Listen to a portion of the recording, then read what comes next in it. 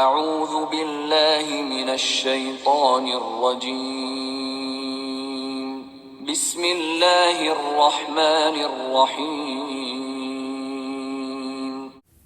والمحصنات من النساء إلا ما ملكت أيمانكم كتاب الله عليكم وأحل لكم ما وراء ذلكم أن تبتغوا بأموالكم محصنين غير مسافحين فما استمتعتم به منهن فآتوهن أجورهن فريضة ولا جناح عليكم فيما تراضيتم به من بعد الفريضة إن الله كان عليما حكيما.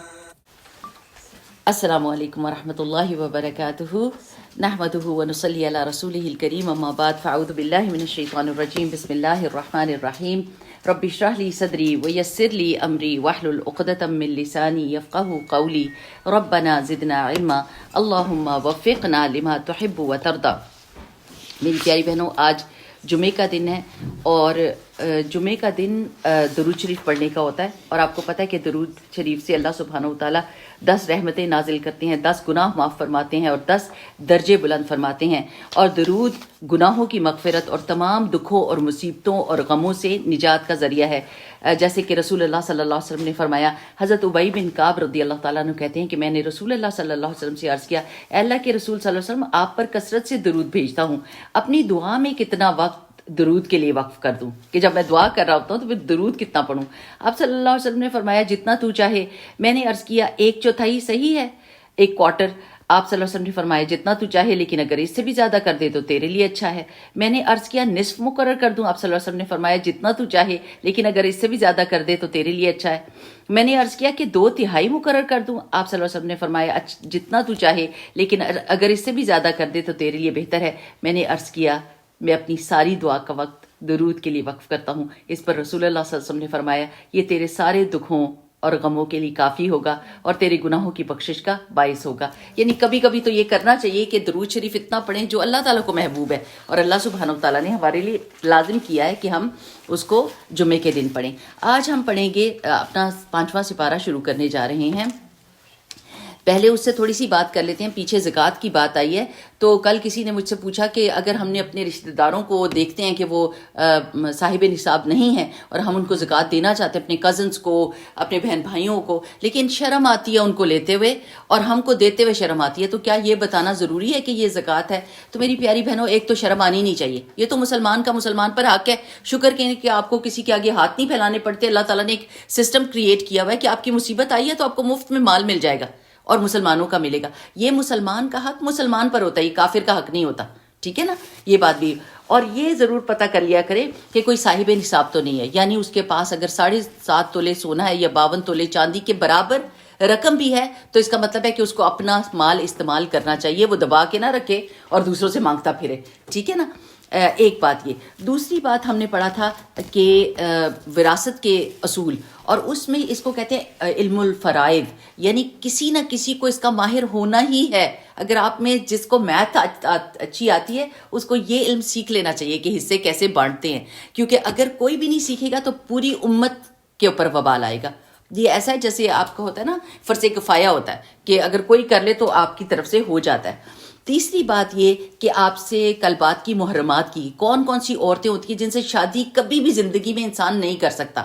لوگوں کو یہ نہیں پتا ہوتا کہ محرم کون ہے، اور ایسے نہیں نہ سمجھ آتی.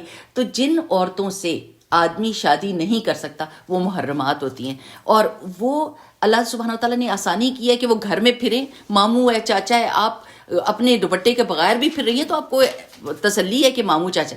لیکن میری پیاری بہنوں، آج کل بہت زمانہ خراب ہو گیا.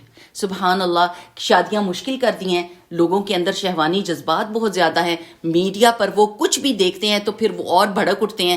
کوئی بچی سیف نہیں ہے. کیا بچی کا کہنا چاہیے، بچے بھی سیف نہیں ہیں. سو وی نیڈ ٹو انڈرسٹینڈ کہ اپنے بچوں کو یہ ضرور بتا دیں کہ سیف ٹچ کیا ہوتا ہے. کہ بیٹے ایسے اگر آپ نے کوئی آپ کو اس طرح بٹھانے لگے آپ کی اپنی گودی میں، نہیں بیٹھنا اس طرح، آپ ادھر سے اٹھ جائیں، آپ ماما کو بتا دیں.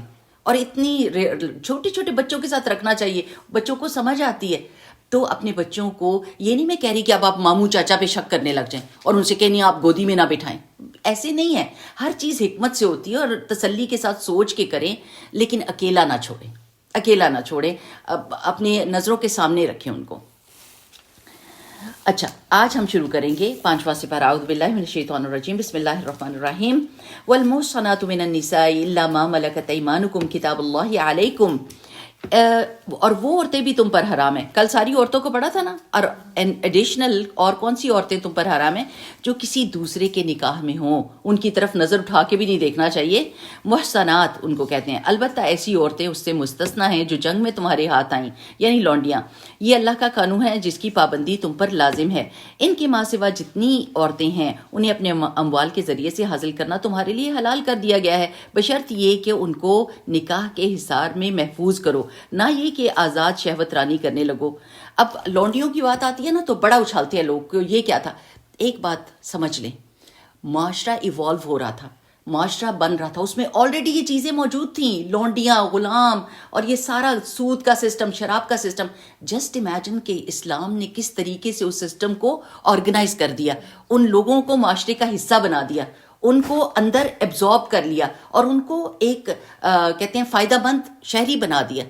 بجائے اس کی ٹیڑھی سوچ کے ساتھ سوچنا کہ شاید وہ ہالی ووڈ کی ایکٹریسیں تھیں، اتنی خوبصورت، کیا ہے چلتی ہوں گی تو چمک چلو. نو، عام عورتیں تھیں اور ان کو اپنے گھروں کے اندر، جیسے آپ کا نکاح کا ہوتا ہے نا، ایک پیکٹ ہوتا ہے، آپ سائن کرتے ہیں، اس طرح آدمیوں کے حوالے کی جاتی تھی. ان کا نان نفقہ تمہارے ذمے ہے، ان کی عزت کی حفاظت تمہارے ذمے ہے. ان کے اب اگر اس کو رسول اللہ صلی اللہ علیہ وسلم نے فرمایا تھا کہ جو کوئی اپنی لونڈی کو ادب سکھائے، پھر اس کے بعد اس کو اسلام یعنی دین ایمان پر لے کر آئے اور پھر اسے شادی کرے تو اس کو دوہرا اجر ہے. اور ایسا کتنی دفعہ ہوا. لیکن یہ نہیں سمجھنا چاہیے الٹے دماغ کے ساتھ کہ اللہ سبحانہ و تعالیٰ نے ایسا کیوں کیا. اللہ کو کوشچن نہیں کرنا، اللہ تعالیٰ کی سب چیزیں اصلاح پر مبنی ہوتی ہیں. پھر اللہ تعالیٰ نے فرمایا پھر جو ازدواجی زندگی کا لطف تم ان سے اٹھاؤ گے اس کے بدلے ان کے مہر بطور فرض کے ادا کرو. یہ بھی خوشی خوشی کرنا چاہیے. مہر آپ کچھ بھی رکھ سکتے ہیں، سونے کی بالی، سونے کا یہ کانٹے، ہار، کچھ بھی دے دیں، لیکن یہ نہ کریں کہ دیں ہی نہ اور اس کو ٹالتے رہیں. البتہ مہر کی قرارداد ہونے کے بعد اللہ تعالیٰ فرماتے ہیں آپس کی رضامندی سے تمہارے درمیان اگر کوئی سمجھوتا ہو جائے تو اس میں کوئی حرج نہیں ہے. اور اللہ تعالیٰ علیم بھی ہے اور دانا بھی ہے. اور جو شخص تم میں سے اتنی مقتدرت رکھتا ہو کہ خاندانی مسلمان عورتوں سے نکاح کر سکے، اسے چاہیے تمہاری ان نہ کر سکے خاندانی مسلمان عورتوں سے نکاح کر سکے، اسے چاہیے کہ تمہاری ان لونڈیوں میں سے کسی کے ساتھ نکاح کر لے. ہاں، سبحان اللہ. اور جو شخص تم میں سے مقتدر نہ رکھتا ہو، وہ نہیں رکھتا کہ وہ کسی خاندانی عورت سے شادی کرے، نکاح کرے، تو وہ تمہاری لونڈیوں میں سے ان کے ساتھ نکاح کر لے جو تمہارے قبضے میں ہوں، اور کیا ہوں، مومنہ ہوں، ایمان والیاں ہوں. اور ان کو بھی کیا کرنا ہے، ان کو بھی مہر دے کر اپنی نکاح میں لانا ہے. اللہ تمہارے ایمانوں کے حال خوب جانتا ہے. یعنی اس کا مطلب ہے کہ انسان ہی ہے نا، یہ نہیں کہ اب ان کو ڈیگریڈ ہی کر دیا گیا. صرف اس لیے کہا جا رہا ہے کہ آپ اپنے جیسے لوگوں سے شادی کریں کیونکہ آپ کا لائف سٹائل وہی ہوتا ہے. اب جذبات میں آ کے شادی کر لی، لیکن آپ نے کہا ہاں تمہیں کھانا بھی نہیں آتا، ہاں تمہیں بیٹھنا بھی نہیں آتا، تم نے بے عزتی کرا دی، ہمارا خاندان آیا ہوا تھا اس وقت، یہ نہیں کرنا تھا، وہ نہیں کرنا تھا. اس لیے کہتے ہیں کمپیٹیبلٹی ضرور دیکھنا چاہیے کہ وہ آپ میں ایبزارب ہو سکتی ہے، آپ کے طور طریقے اپنا سکتی ہے کہ نہیں. یہ نہ ہو کہ بعد میں آپ اس کو تانے دیتے رہیں، اس سے پہلے سوچ لیں. اللہ تعالیٰ فرماتے ہیں اللہ تمہارے ایمانوں کا حال خوب جانتا ہے. تم سب ایک ہی گروہ کے ہو، لہٰذا ان کے سرپرستوں سے اجازت لے کر ان کا نکاح کرو اور معروف طریقے سے ان کے مہر ادا کرو تاکہ وہ حصار نکاح میں محفوظ ہو کر رہیں. آزاد شہوت رانی نہ کرتی پھریں اور نہ چوری چھپے آشنائیاں کریں. یہ ساری لڑکیوں کے لیے ہے. آپ نے منگنیوں کا ایسا سلسلہ شروع کر دیا، منگنی ہوتی ہے اس کے بعد سمجھتے ہیں جیسے نکاح ہو گیا. جاؤ جی ملو، کھاؤ پیو، ٹم ہارٹنز جاؤ، ادھر ڈنر پہ جاؤ. نو. اور یہ چھپی دوستیاں جو ہوتی ہیں نا، فیس بک پہ دوستی ہو گئی، انسٹاگرام پہ دوستی ہو گئی اور چلتی رہی پھر کہا نہیں یہ تو مجھے پسند نہیں، اس کی یہ بات مجھے اچھی نہیں لگی. یہ شہوت رانی ہوتی ہے اور یہ چھپی دوستیاں ہوتی ہیں جو اللہ تعالیٰ منع کرتا ہے.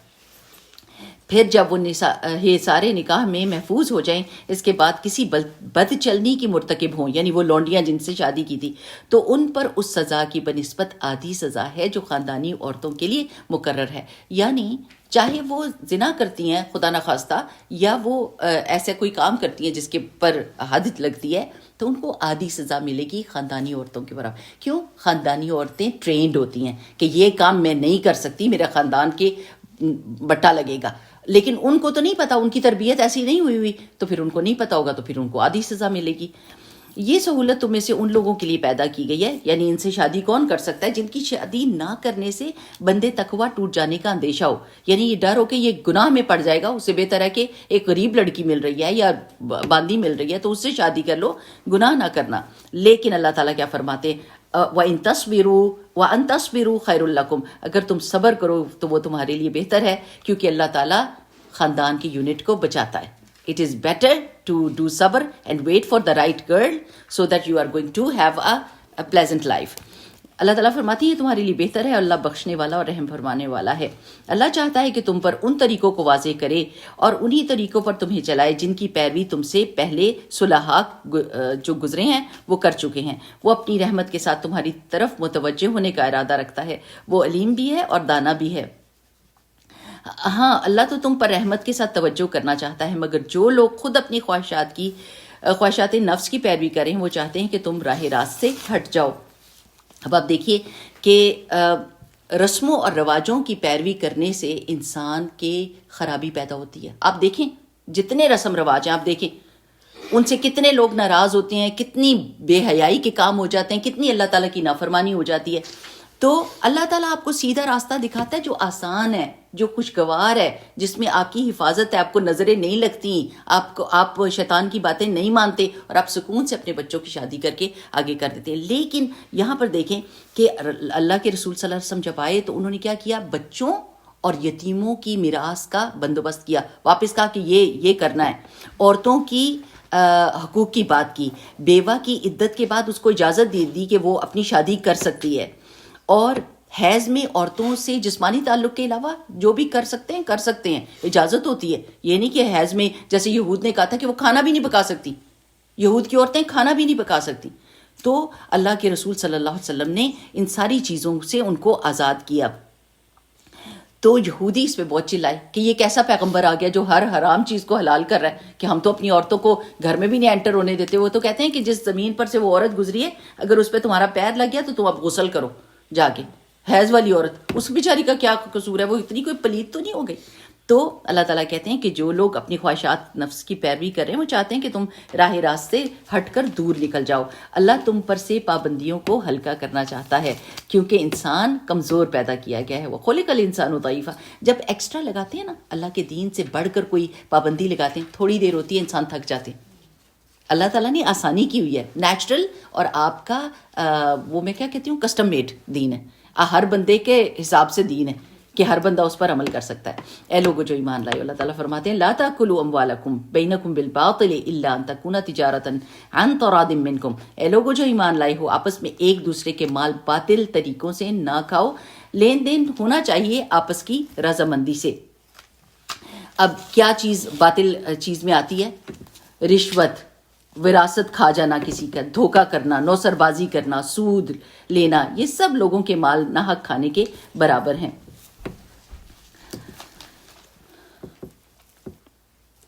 اور آپ کو پتہ نا کہ 3 آدمیوں سے اللہ سبحانہ وتعالیٰ نہ کلام کرے گا، نہ انہیں دیکھے گا اور ان کو دردناک عذاب دے گا. ایک وہ بندہ جو تہمت لٹکائے ہوئے تکبر سے چلتا ہے، اپنے ٹخنوں سے نیچے اس کے کپڑے ہوتے ہیں، احسان جتانے والا، اور جھوٹی قسم کھا کر اپنا مال بیچنے والا، یعنی لوگوں کو دھوکا. آپ کو کہے باجی اس کا رنگ نہیں اترے گا، اور جب آپ گھر جائیں تو اس رنگ پوری کی پوری سارے کپڑوں کو لگاؤ. ٹھیک ہے نا. اللہ تعالیٰ فرماتے ہیں کہ یقین مانو کہ اللہ تمہارے اوپر مہربان ہے. جو شخص ظلم اور زیادتی سے ایسا کرے گا اس کو ہم ضرور آگ میں جھونکیں گے، اور یہ اللہ کے لیے کوئی مشکل کام نہیں اگر تم بڑے بڑے گناہوں سے پرہیز کرتے رہو گے. ان تجتنبوا کبائر ما تنہون عنہ نکفر عنکم سیئاتکم وندخلکم مدخلا کریما. اگر تم ان بڑے بڑے گناہوں سے پرہیز کرتے رہو جن سے تمہیں منع کیا جا رہا ہے تو تمہاری چھوٹی موٹی برائیوں کو ہم تمہارے حساب سے ساقط کر دیں گے اور تم کو عزت کی جگہ داخل کریں گے. اب میری پیاری بہنوں، میں نے آپ کو کل کیا کہا تھا؟ کم از کم کبیرہ گناہوں سے بچنا ہے جو اللہ تعالیٰ نے کہہ دیا ہے. رسول اللہ صلی اللہ علیہ وسلم نے فرمایا 7 ہلاک کرنے والے گناہوں سے بچو: شرک، جادو، ناحق کسی کو قتل کرنا، سود کا لین دین، ٹھیک، یتیم کا مال کھانا، میدانی جنگ سے فرار ہونا، پاکیزہ لڑکی پر تہمت لگانا. تو میں آپ سے کہتی ہوں بچ جائیں، سوچ لیں کہ کیا غلطی ہو رہی ہے، اللہ تعالیٰ سے توبہ کر لیں، اللہ تعالیٰ سے مانگ لیں کہ اللہ تعالیٰ مجھے اس میں سے نکال دے. اور دل میں اللہ سبحانہ و تعالیٰ سے ہر وہ حلال چیز مانگے. اللہ تعالیٰ جو آپ کو پسند ہے وہی مجھے پسند ہے، جو آپ کو ناپسند ہے وہ مجھے بھی ناپسند ہے. اللہ تعالیٰ کے خزانے بہت بڑے ہیں، وہ تو دینے پر تیار ہے، ہم حلال کے ذریعے سے مانگنے والے بنے تو ٹھیک ہے نا. اور جو کچھ اللہ تعالیٰ فرما رہے ہیں وَلَا تَتَمَنَّوْا مَا فَضَّلَ اللَّهُ بِهِ بَعْضَكُمْ عَلَىٰ بَعْضٍ، اور جو کچھ اللہ تعالیٰ نے تم کو کسی دوسرے کے مقابلے میں زیادہ دیا ہے اس کی تمنا نہ کرو. جو کچھ اللہ تعالیٰ نے تم میں سے کسی کو دوسروں کے مقابلے میں زیادہ دیا ہے اس کی تمنا نہ کرو. جو کچھ مردوں نے کمایا ہے اس کے مطابق ان کا حصہ ہے، اور جو کچھ عورتوں نے کمایا ہے اس کے مطابق ان کا حصہ ہے. ہاں، اللہ سے اس کے فضل کی دعا مانگتے رہو، یقیناً اللہ ہر چیز کا علم رکھنے والا ہے. میری پیاری بہنوں، حسد کرنے کا کوئی فائدہ نہیں ہے. اس کا ہسبینڈ کیوں بہت اچھا ہے، اس کے بچے کیوں بہت اچھے ہیں، آپ کو نہیں پتا کہ ان کے ٹیسٹ کیا ہیں. آپ دور سے آپ باہر کی پکچر دیکھ رہے ہیں، آپ گھر کی چیز نہیں دیکھ رہے. حسد کرنے کی بجائے سب سے آسان طریقہ ہے دعا مانگ لیں. اگر آپ کو ان کی نعمت اچھی لگتی ہے اللہ تعالیٰ سے کہیں اللہ تعالیٰ مجھے بھی دے دیں. عورتیں یہ نہ کہیں ہائے کاش میں مرد ہوتی نا، تو نہیں ہوتی. آپ اگر مرد ہوتی تو خرابی ہو جاتی. آپ عورت ہی ٹھیک ہے. تو کبھی بھی ایسی حسرتیں نہیں کرنی چاہیے کہ ہر بندہ یونیک ہے اللہ تعالیٰ کا. جو اللہ تعالیٰ نے جس جسم میں اس کو پیدا کیا ہے اور جس گھر میں پیدا کیا ہے اور جس ملک میں پیدا کیا ہے، اللہ سبحانہ وتعالیٰ نے بہترین جگہ پر اس کو رکھا ہے، اور اس جگہ پہ رکھا ہے جہاں پر وہ اپنا ٹیسٹ پاس کر سکتا تھا. ٹھیک ہے، تو اللہ تعالیٰ کے فیصلوں کو چیلنج نہیں کرنا چاہیے. جیسے مردوں کو اللہ تعالیٰ نے کیا طاقت دی ہے؟ جسمانی طاقت دی ہے، ذہنی طاقت دی ہے، ان کے اندر ایک غیرت رکھی ہے آپ کو پروٹیکٹ کرنے کے لیے. عورتوں کے اندر رکھی ہے محبت اور جذبہ، کمپیشن رکھا ہے کہ وہ اپنے بچوں کو بھی پال لیتی ہے، اپنے گھر کو بھی سنبھال لیتی ہے، سب کچھ کر لیتی. بڑے حوصلے کا کام ہے، آدمی وہ نہیں کر سکتا. ٹھیک ہے، تو ہر ایک کا فیلڈ ہے، ہر ایک کی اپنی صلاحیتیں ہیں. ہم نے کسی دوسرے کے اوپر حسرتیں نہیں کرنی. پھر اللہ تعالیٰ فرماتے ہیں اور ہم نے ہر ایک اس طرح کے اچھا دوسری بات یہ سمجھ لیں، یہ جو عورت نے کمایا عورت کے لیے، مرد نے کمایا مرد کے، اس کا مطلب ہے آپ نیکی میں برابر ہیں اللہ کے سامنے. اگر دنیا میں اللہ تعالیٰ نے آدمی کو قوام بنا کر ایک درجہ دیا ہے تو اس کی ذمہ داری کا درجہ ہے، اس سے پوچھ بڑی ہوگی، اس کی پکڑ بہت بڑی ہے اس ذمہ داری کے ساتھ. لیکن جب آپ دونوں نیکیاں کریں گے تو نیکی میں اللہ کے سامنے برابر ہے. نیکی یہ نہیں اللہ تعالیٰ آپ کو ایک درجہ کم دے گا، ایسا نہیں ہوگا. اللہ تعالیٰ فرما رہے ہیں اور ہم نے ہر اس طرح کے حق دار مقرر کر دیے ہیں جو والدین، قریبی رشتہ دار چھوڑیں رہے وہ لوگ جن سے تمہارے عہد و پیمان ہوں تو ان کا حصہ انہیں دو. یقیناً اللہ تعالیٰ ہر چیز پر نگران ہے. اب جب مواخات مدینہ ہوئی تھی نا، تو پھر اس وقت کیا تھا کہ جب انصاریوں کے بھائی بنا دیے تھے مہاجر کو، تو وہ ان کی وراثت میں بھی شریک ہوتے تھے. لیکن اس کے بعد جب وراثت کا اصول آ گیا تو اس کو ختم کر دیا گیا اور سارے لوگ آن دیئر اون تھے. پھر اللہ تعالیٰ کیا فرما رہے ہیں؟ الرجال قوامون علی النساء بما فضل اللہ بعضهم علی بعض وبما انفقوا من اموالهم. مرد عورتوں پر قوام ہیں، مردوں کا درجہ بلند ہے، ان کو اللہ تعالیٰ نے طاقت دی ہے. کیا اللہ تعالیٰ فرما رہے ہیں؟ اس بنا پر کہ اللہ نے ان میں سے ایک کو دوسرے پر فضیلت دی ہے، اور اس بنا پر کہ مرد اپنے مال خرچ کرتے ہیں. جو صالح عورتیں ہیں وہ کیا کریں گی؟ فالصالح، آپ اپنی فیلڈ پر غور کریں، آپ آدمیوں پر نہ غور کریں، آپ نے کیا بننا ہے؟ فالصالحات قانتات حافظات للغیب بما حفظ اللہ. جو صالح عورتیں ہیں وہ اطاعت شعار ہوتی ہیں اور مردوں کے پیچھے اللہ کی حفاظت اور نگرانی میں ان کے حقوق کی حفاظت کرتی ہیں. اب دیکھیں میری پیاری بہنوں کہ زندگی کو ٹھیک رکھنے کے لیے اور سیدھا رکھنے کے لیے گھر میں ایک ہی بادشاہ ہو سکتا ہے. اگر دو بادشاہ بنے، عورت بھی مرد بن گئی اور مرد بھی مرد ہے، تو گزارا نہیں ہو سکتا. پھر لڑائیاں اور جھگڑے ہی ہوتے ہیں اور ٹسل ہی ہوتی ہے، اور سارا زندگی وہ ایک دوسرے کے ساتھ کمپٹیشن میں رہتے ہیں. اللہ تعالیٰ brought you together so that you can complete each other, not compete with each other. So this is a rule جو اللہ تعالیٰ نے بنایا. اب ایسا کبھی بھی نہیں ہونا چاہیے کہ مرد گھر کے کام کرے اور عورتیں باہر کے کام کریں. آلویز گروسری کے لیے تم چلی جاؤ, دودھ لے آنا اور یہ لے آنا, میں بچوں کے ڈائپر چینج کراؤں. نو, جب آپ یہ امبیلنس کریٹ کرتے ہیں تو اس وقت زندگی الٹ پلٹ ہو جاتی ہے, جو اللہ تعالیٰ نے فطرت کا اصول رکھا ہے. میں یہ نہیں کہہ رہی کہ باپ خیال نہ کرے اپنے بچوں کا, کرے نا, 100 دفعہ کرے, لیکن زندگی کا طریقہ یہ نہیں بنانا جس میں امبیلنس ہو جائے ایک دوسرے کی ذمہ داریاں, اس سے پھر خرابی آ جاتی ہے. اور یہ اللہ تعالیٰ نے ایک اصول بتایا ہوا ہے. اب آپ کہیں گے کہ اوہ جی ہمارا تو ہسبینڈ کماتا ہی کوئی نہیں, اب تو یہ بھی نہیں کرتا وہ بھی نہیں. اللہ نے ایک جنرل رول دے دیا, اس کے حساب سے ان کی پوچھ ہوگی. اگر وہ نہیں کرا اس کی پوچھ ہوگی. اللہ تعالیٰ کا قانون یہ ہے. دوسرا آپ یہ دیکھ لیں کہ ہمارے فلموں ڈراموں نے ایسا غدر مچایا ہوا ہے نا کہ استغفر اللہ العظیم, ہر برائی کو اچھائی کر آدمی کو مسکین اور برتن دھوتے ہوئے آپ دیکھیں کہ ٹک ٹاک کی کیسی چیزیں آتی ہیں کہ برتن دھو رہا ہے مسکین ہے اور کہہ رہا ہے میں نے کھانا سارا بنا دیا ہے, اب تم کھاتی ہو کہ نہیں کھاتی ہو, بس میں نے بنا دی. اور عورت کیا کر رہی ہے ایسے جیسے مرد کی طرح. تو یہ کوئی انٹرٹینمنٹ نہیں ہے میری پیاری بہنوں, یہ ایک سوچا سمجھا منصوبہ ہے. یہ آپ کی مائنڈ سیٹ کو اور آپ کے لائف سٹائل کو چینج کرنے والا اور آپ کی ویلیوز کو وہیں لے کر آئے گا جو فیلیئرز کی ویلیوز ہیں. یہ تو پوری کی پوری سوسائٹی کولیپس ہوئی ہے, ان کے پاس تو کوئی سوشل ویلیوز نہیں ہے, ان کے تو گھر ٹوٹے ہوئے ہیں. ٹوٹے ہوئے گھر سے جو بچے نکلتے ہیں وہ بھی ٹوٹتے ہیں, لیکن ہمارے گھر تو ایسے نہیں ہے نا. لیکن اگر ہم نے اپنا لائف سٹائل ڈراموں اور فلموں سے لیا تو پھر تو وہی حال ہوگا. ٹھیک ہے نا. تو اپنے قوام کو قوام ہی سمجھیں. رسول اللہ صلی اللہ علیہ وسلم نے فرمایا تھا 4 چیزیں خوش بختی کی علامت ہیں. نیک بیوی, سبحان اللہ, بہترین متاع ہے دنیا کی. نیک بیوی ہو تو گھر کو سنبھال لیتی ہے, خاندان کو جوڑ دیتی ہے. اور دوسری چیز کھلا گھر, نیک ہمسایہ اور اچھی سواری. رسول اللہ صلی اللہ علیہ وسلم نے فرمایا تھا کہ بہترین بیوی وہ ہے جس کی طرف دیکھ کر ہسبینڈ خوش ہو جائے, ڈر نہ جائے, ہیلمٹ نہ پہن لے, استغفر اللہ نہ بولے, میں جانے لگا ہوں وار زون میں, اب میں انٹر ہونے لگا ہوں, دروازہ کھلا اور بیوی نے اٹیک. ایسی بیوی جس دروازہ کھلے تو اس کا دل ٹھنڈا ہو جائے, خوش ہو جائے, اور کیا کرے, حکم دے تو اس کو بجا لائے, اور یہ نہ کہے خود کر لو, آپ کیا کر کے آئے ہو, ایسے نہیں کہنے والی بیوی. اور پھر کیا کرے, اس کی غیر موجودگی میں اس کے مال اور اس کی اولاد کی حفاظت کرے, سارا وقت انٹرنیٹ پہ نہ رہے. اچھا, پھر اللہ تعالیٰ فرماتے ہیں اور جن عورتوں سے تمہیں سرکشی کا اندیشہ انہیں سمجھاؤ, خوابگاہوں میں ان سے علیحدہ رہو اور مارو. اوہو ہو, اس پہ آ کے تو وَضْرِبُوهُنَّ پہ آ کے عورتیں کہتی ہیں نہ یہ ہم نہیں لیں گے, یہ نہیں لیں. میری پیاری بہنوں, خاندان کے یونٹ کو بچانے کے لیے نشوز کی بات ہو رہی ہے. جب عورت سرکشی پر اتر آئے, ادھر ایک آدمی سے بات کریے, ادھر دوسرے لڑکے سے بات کریے, اپنی مرضی سے دوسرے ملکوں میں جا رہی ہے. نشوز اس کو کہتے ہیں جب سرکشی کرتی ہے, بے ادبی کرتی ہے, بدتمیزی کرتی ہے, اس کا حکم نہیں مان رہی, اس کے مال پہ پل رہی ہے لیکن اپنی مرضیاں کر رہی ہے. اس وقت علاج کی ضرورت ہوتی ہے. جب کوئی بیمار ہو جاتا ہے تو علاج کی ضرورت ہوتی ہے نا.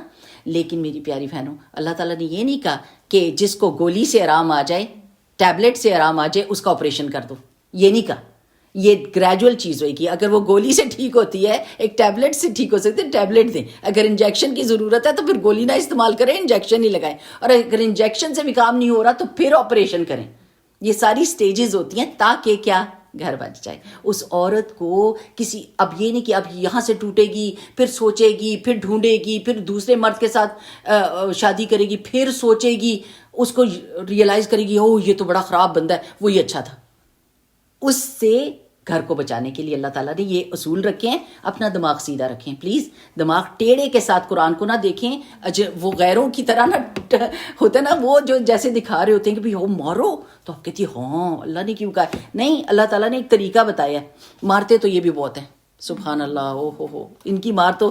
اور رسول اللہ صلی اللہ علیہ وسلم نے کیا بتایا تھا, کیسے مارو, مسواک پکڑ کے, تو ایسے کہ ذرا سا جذباتی ٹھوک لگ جائے. عورت کو کتنا دکھ ہوتا ہے اگر باہر مرد ایسے بھی کہتے پیچھے ہٹ جاؤ میرے سے.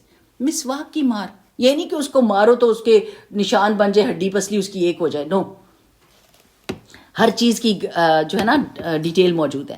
پھر اللہ تعالیٰ نے فرمایا پھر اگر وہ تمہاری مطیع ہو جائیں تو خام خواہ ان پر دست درازی کے بہانے تلاش نہ کرو. یقین رکھو کہ اوپر اللہ موجود ہے جو بڑا اور بالا دست ہے. سبحان اللہ. یہ یاد رکھنا چاہیے کہ اوپر اللہ تعالیٰ ہے کہ یہ نہیں کہ آپ عورت کے حق بھی مارو اور اس کو جسم پہ بھی مارو اور کوئی پوچھنے والا ہی نہیں. اور کہتے ہیں قرآن میں لکھا ہوا ہے. قرآن میں تو آگے پیچھے جو باتیں لکھی ہیں وہ نہیں آپ نے پڑھی کہ اللہ تعالیٰ ہے جو آپ سے پوچھے گا, وہ نہیں دیکھا. سبحان اللہ. پھر فرمایا اور اگر تم لوگوں کو کہیں میاں بیوی کے تعلقات بگڑ جانے کا اندیشہ ہو تو ایک حکم مرد کے رشتہ داروں میں سے اور ایک حکم عورت کے رشتہ داروں میں سے مقرر کرو, اور وہ دونوں اصلاح کرنا چاہیں گے تو اللہ ان کے درمیان موافقت کی صورت نکال دے گا. اللہ سب کچھ جانتا اور باخبر ہے. یعنی try your best to save the unit, یہ بہت ضروری بات ہے. وَاعْبُدُوا اللَّهَ وَلَا تُشْرِكُوا بِهِ شَيْئًا وَبِالْوَالِدَيْنِ إِحْسَانًا وَبِذِي الْقُرْبَى وَالْيَتَامَى وَالْمَسَاكِينِ, اور تم اللہ تعالیٰ کی بندگی کرو اور اس کے ساتھ کسی کو شریک نہ بناؤ. ماں باپ کے ساتھ نیک برتاؤ کرو, قرابت دار اور یتیموں اور مسکینوں کے ساتھ حسن سلوک سے پیش آؤ, اور پڑوسی رشتہ دار سے, اجنبی ہمسائے سے, پہلو کے ساتھی سے, مسافر سے, ان لونڈی غلاموں سے جو تمہارے قبضے میں ہوں احسان کا معاملہ کرو. یقین جانو کہ اللہ تعالیٰ کو ایسے شخص کو نہیں پسند کرتا جو اپنے آپ میں مغرور ہو اور اپنی بڑائی پر فخر کرے, اور ایسے لوگ بھی اللہ کو پسند نہیں جو کنجوسی کرتے ہیں. اچھا, ابھی تک اس کو دیکھتے ہیں کہ یہ اللہ سبحانہ و تعالیٰ نے جو کہا ہے کہ ان لوگوں کے ساتھ نیکی کرو. اللہ تعالیٰ کی عبادت کے بعد اللہ کے ساتھ کسی کو شریک نہیں ٹھہرانا. یہ ترتیب نہیں گڑبڑانی. یہ نہ ہو کہ آپ بندوں کو اللہ کے اوپر لے آئیں. ٹھیک ہے نا, کہتے ہیں نا لوگ کہ جی حقوق العباد بہت ضروری ہیں, حقوق اللہ تو معاف ہو جائیں گے. یہ ایک اصول سمجھ لیں کہ حقوق اللہ سب سے اوپر ہے. لا طاعت المخلوقی فی معصیت الخالق. اللہ کی نافرمانی کر کے لوگوں کو خوش نہیں کر سکتے. وہ میرا ہسبینڈ کہتا ہے تم نے پردہ کیا, میں تمہیں اپنی گاڑی میں نہیں بٹھاؤں گا, تو ہسبینڈ کا تو اللہ تعالیٰ نے کہا ہے نا کہ اس کی بات ماننی. نہیں, اللہ کی بات کے بعد. اگر وہ اللہ تعالیٰ والی بات کر رہا ہے, اللہ کے حکم کے نیچے ہے, تو آپ اس کی بات مانیں. اگر آپ کو نافرمانی سکھا رہا ہے تو آپ کہیں اللہ تعالیٰ نے جو کہا ہے, میں تو قبر میں جانا ہے, حشر میں کھڑا ہونا ہے اللہ کے آگے, تو میں اللہ کی نافرمانی نہیں کر سکتی. پھر دوسری بات یہ, ان سب کے ساتھ جب آپ نیک سلوک کریں گے تو آپ کا ایک ایسا معاشرہ ترتیب میں آئے گا جو سکون دے گا آپ کو ڈر نہیں لگے گا, آپ ہر ایک کے ساتھ بھلا کر رہے ہیں. ایک دفعہ یہ جب آیا نا, جیسے نوکروں کی بات آئی, غلاموں کی بات آئی کہ ان کے ساتھ بھی نہیں کرو, تو ابو مسعود رضی اللہ تعالیٰ عنہ کہتے ہیں کہ میں اپنے غلام کو کوڑے سے مار رہا تھا, تو پیچھے سے آواز آئی جان لو. تو کہتے ہیں مجھے سمجھ ہی نہیں کون ہے, اور میں مارتا رہا. تو رسول اللہ صلی اللہ علیہ وسلم تھے پاس آ کے, کہتے جان لو ابو مسعود کہ جتنا غصہ تمہیں اس پر آ رہا ہے, اللہ تعالیٰ کو تمہارے پہ, یعنی جتنا تمہیں اس کے اوپر اتھارٹی ہے, اللہ تعالیٰ کی اتھارٹی تمہارے اوپر اس سے بھی بڑھ کر ہے. کہتے ہیں ایک دم میرا ڈر کے مارے کوڑا ہاتھ سے گر گیا. تو میں نے کہا یا رسول اللہ صلی اللہ علیہ وسلم کہ میں نے اس کو چھوڑ دیا, میں نے اس کو آزاد کر دیا. تو رسول اللہ صلی اللہ علیہ وسلم نے فرمایا کہ اگر تم ایسا نہ کرتے تو تمہیں آگ پکڑتی, جہنم کی آگ پکڑتی. او کما قال رسول اللہ صلی اللہ علیہ وسلم. میری پیاری بہنوں, بچوں کے ساتھ ذرا ہاتھ ہلا رکھیں. ٹھیک ہے نا, ہم ان کو غلاموں سے بھی بدتر ٹریٹ کرتے ہیں اور اپنی ساری فرسٹریشن اپنے بچوں پہ نکالتے ہیں. ساس نے کچھ کہہ دیا, بچے کو دھن کے رکھ دیا کہ اب ساس کو تو نہیں مار سکتی تو تمہیں تو مار سکتی ہوں نا, میں تمہارے اوپر اپنا غصہ نکالوں گی. ہسبینڈ نے کچھ کہہ دیا تو اپنے بچے کے اوپر غصہ نکالا. یہ اوپر اللہ تعالیٰ ہے. اللہ تعالیٰ نے آپ کو مالک نہیں بنایا, آپ ان کو سرو کرنے کے لیے, ان کی تربیت کے لیے ہیں, ان کی مالک نہیں ہیں. اللہ تعالیٰ سے پوچھ ہوگی, اس لیے بہت ڈرنا چاہیے اس معاملے میں. اللہ تعالیٰ فرماتے ہیں اللہ تعالیٰ ایسے لوگوں کو بھی پسند نہیں کرتا جو کنجوسی کرتے ہیں اور دوسروں کو بھی کنجوسی کی ہدایت کرتے ہیں, اور جو کچھ اللہ تعالیٰ نے اپنے فضل سے انہیں دیا ہے اسے چھپاتے ہیں. چلیں ایک دو باتیں تو آپ لکھ لیں گے نا. ایک تو اللہ تعالیٰ کو فخر کرنے والا پسند نہیں ہے جو کرتا ہے, اور دوسرا بخیل, کنجوس.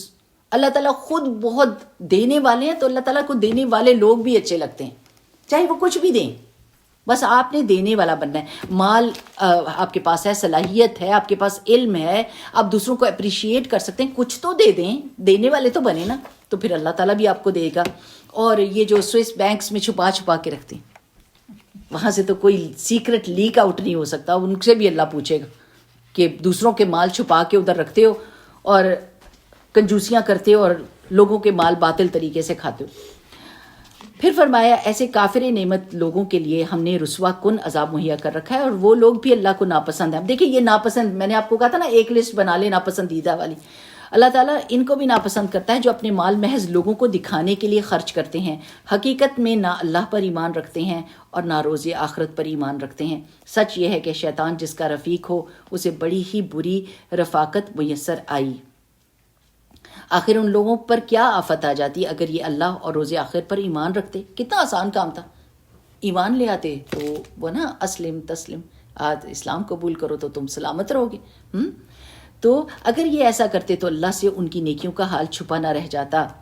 اللہ کسی پر ذرہ برابر بھی ظلم نہیں کرتا. اگر کوئی ایک نیکی کرے تو اللہ اسے 2 چند کر دیتا ہے اور پھر اپنی طرف سے بڑا اجر عطا فرماتا ہے. پھر سوچو کہ اس وقت یہ کیا کریں گے جب ہر امت میں سے ایک گواہ. فَكَيْفَ إِذَا جِئْنَا مِنْ كُلِّ أُمَّةٍ بِشَهِيدٍ وَجِئْنَا بِكَ عَلَىٰ هَٰؤُلَاءِ شَهِيدًا. ایک دفعہ رسول اللہ صلی اللہ علیہ وسلم نے حضرت عبداللہ بن مسعود رضی اللہ تعالیٰ عنہ سے کہا کہ قرآن سناؤ مجھے، سورۃ النساء سناؤ. انہوں نے کہا یا رسول اللہ میں سناؤں؟ ہاں سناؤ. اور جب وہ اس آیت پہ پہنچے نا تو رسول اللہ صلی اللہ علیہ وسلم اتنا روئے کہ رسول اللہ صلی اللہ علیہ وسلم کی داڑھی بھیگ گئی.